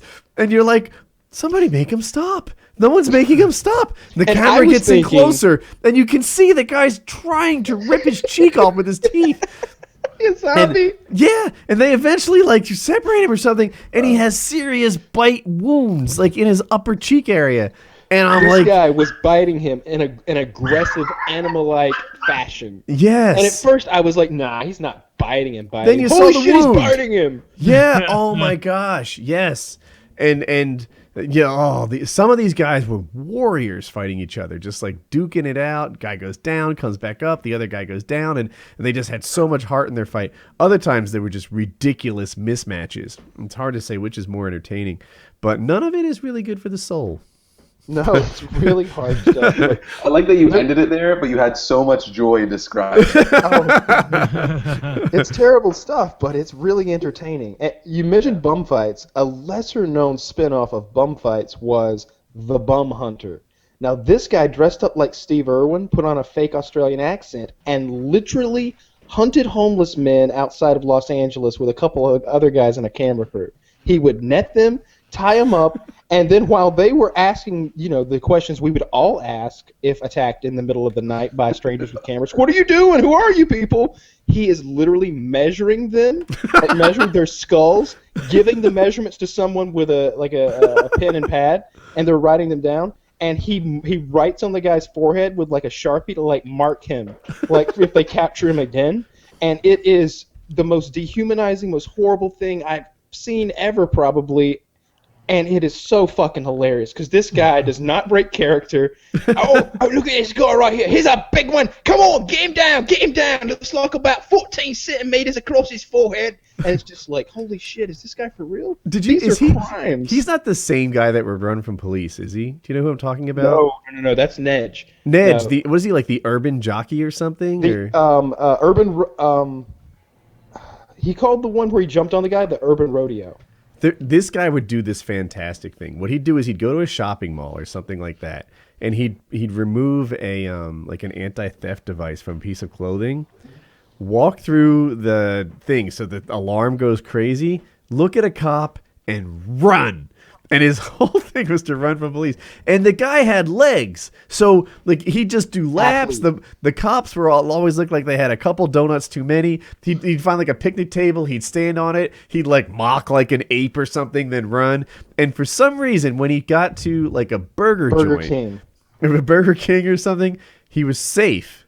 And I don't understand what made it that safe. It was a made-up rule he had for the game. He's like, you run from him, you get to a burger joint, you're safe, and he did it repeatedly. And another little game he made up for himself was called Urban Rodeo, and that's when you literally sit in a public place, by a community area, a big water fountain in front of a major building, and you wait until you see a big guy, then you run, jump on his back, and ride him for 8 seconds if you can without getting thrown off, and then get the fuck out of there before he kicks your ass, because he was, of course, a really big guy.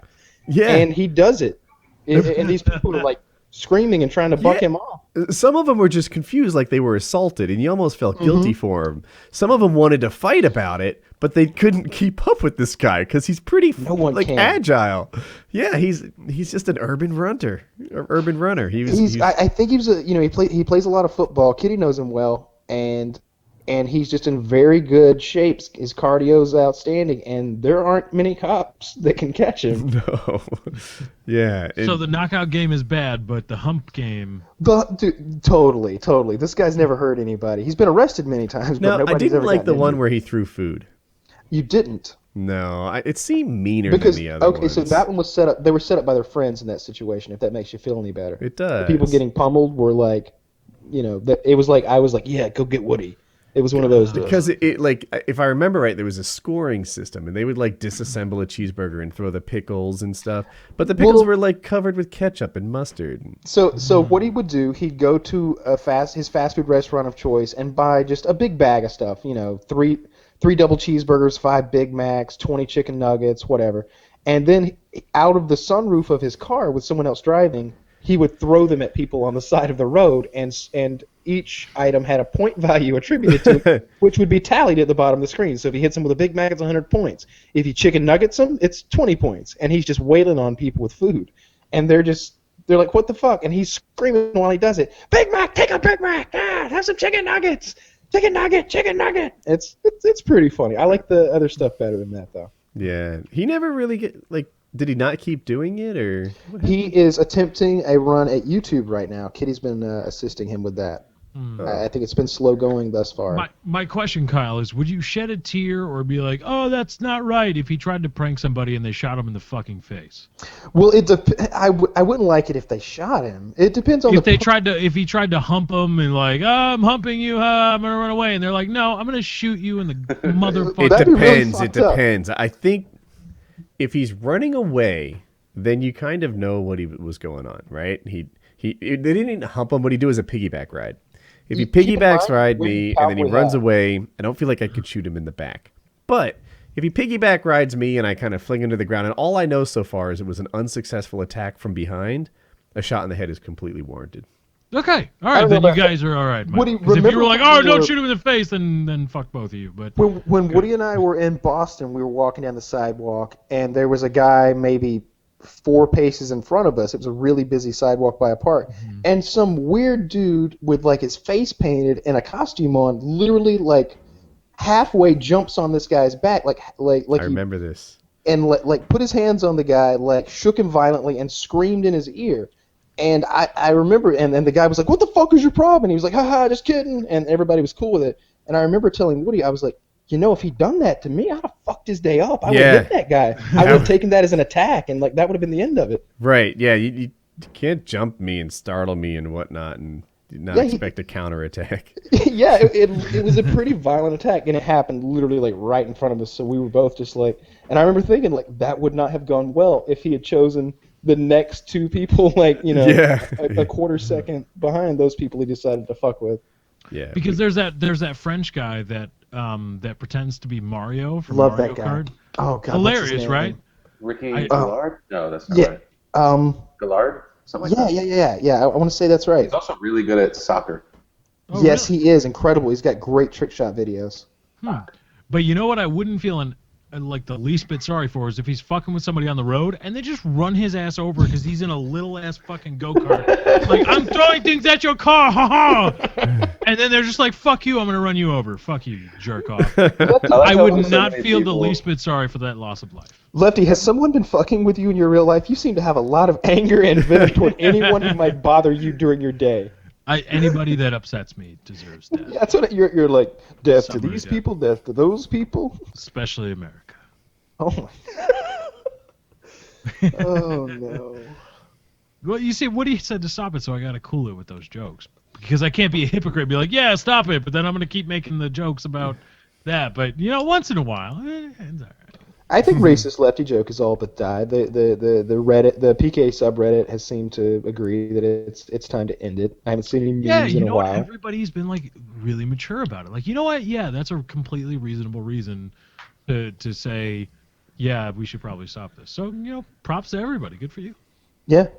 Because the problem is with running jokes like that, some people don't get that it's a joke. Yeah, for people who didn't either see last episode or for Philly who maybe doesn't know the background, we had a joke that Lefty was racist. He's not, totally not, but we called him racist Lefty for the longest time.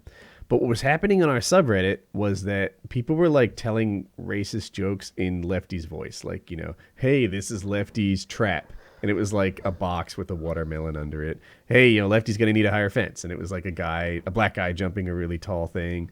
And like that, there's a million of them. Like, hey, here's Lefty's this, Lefty's that. And it was almost like our subreddit had way more than its share of racist jokes told as if like this is something Lefty would do.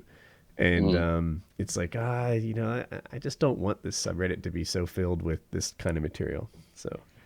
I said something, and they go on there now. I promise you, everything is very mature. No silliness. Until they scrub to this part of the video, and they're like, bringing it back, fuck it. Well, and also Wayne's personal trainer, without knowing me whatsoever, thought I was actually racist. That He was actually funny. thought I was racist. I thought that was funny. I apologize, but I You did. just gotta lay it on No, thick no, with that's Wings' balls. Just gotta keep mentioning it so they never go back to Lefty racist. There we go. I will now officially join the campaign to say Wings' balls to Yes. save myself. I'm glad you brought that up again. Wings, if there's one thing that this podcast needs, it's more testicle pictures. Wings, you owe us because you faked being drunk. You faked being drunk. Show me your nuts. Let me lay out fake being drunk. When marijuana becomes legal, are we going to have a marijuana cast? Because I'm not down for that either, and I consider alcohol more destructive than marijuana. I'm not down for alcohol, and I'm not down for marijuana, yet I make these sacrifices for the show. Yes. If they're legal, Yes. yeah. Yeah. You see PhillyD bitching. He's like, I got Belvedere. Let's do this. I don't do drugs. I mean, my father's an alcoholic, and I don't want to risk it. But you That is faked fine. We just need that update instead of a forgery, if Instead you of will, a and that's forgery, putting you it lied, nicely. Wings. You Oh. subverted our trust. Yes. And we will forgive you for one picture of your nutsack. I see those balls. Sent directly to Woody, not to either Kyle or myself. Exactly. No, I want a copy. All right. well, I think you can turn this whole situation around if you send it to them, but then just keep sending it to them. And then you just own the situation. You're good. Oh, I didn't know if you've seen this yet. I'll send it again for the next 7 days. I will make it my guess what? phone's wallpaper. Good morning. Here are my balls. Wings, here's an idea. So here's what you do. You take an extreme close-up of your balls, then you have it blown up as big as that TV behind Woody and frame it behind you. Nice. So it's just like this weird pink mushiness, and that'll be it. With one cube. Just a wall of braille. I like it. Wings. All right, we're hitting the 4-hour mark. Yeah, we are. Yeah, We're getting it's 1 close. o'clock in the It morning. is 1 a.m. The show flew by. Yeah, I know. It's that because was Philly yours. was here. PhillyD was here. Feels a good Yeah. guest. Uh, I Yay. expected him to be one of those like half an hour, like, all right, I got to go do famous people things. But that he was just like, he's like, nope, I'm here. I was like it. completely Just a prepared. boring person. Yeah. All right, so I guess we'll call this a wrap. We'll get PhillyD, let him go back to his supermodels and fast cars or whatever it is he was going to do tonight, and we'll call it a show. Yeah, thanks for coming Okay, up. 162. Woo woo. Thanks, guys. Bye. I'm still recording. It's okay. We can just record.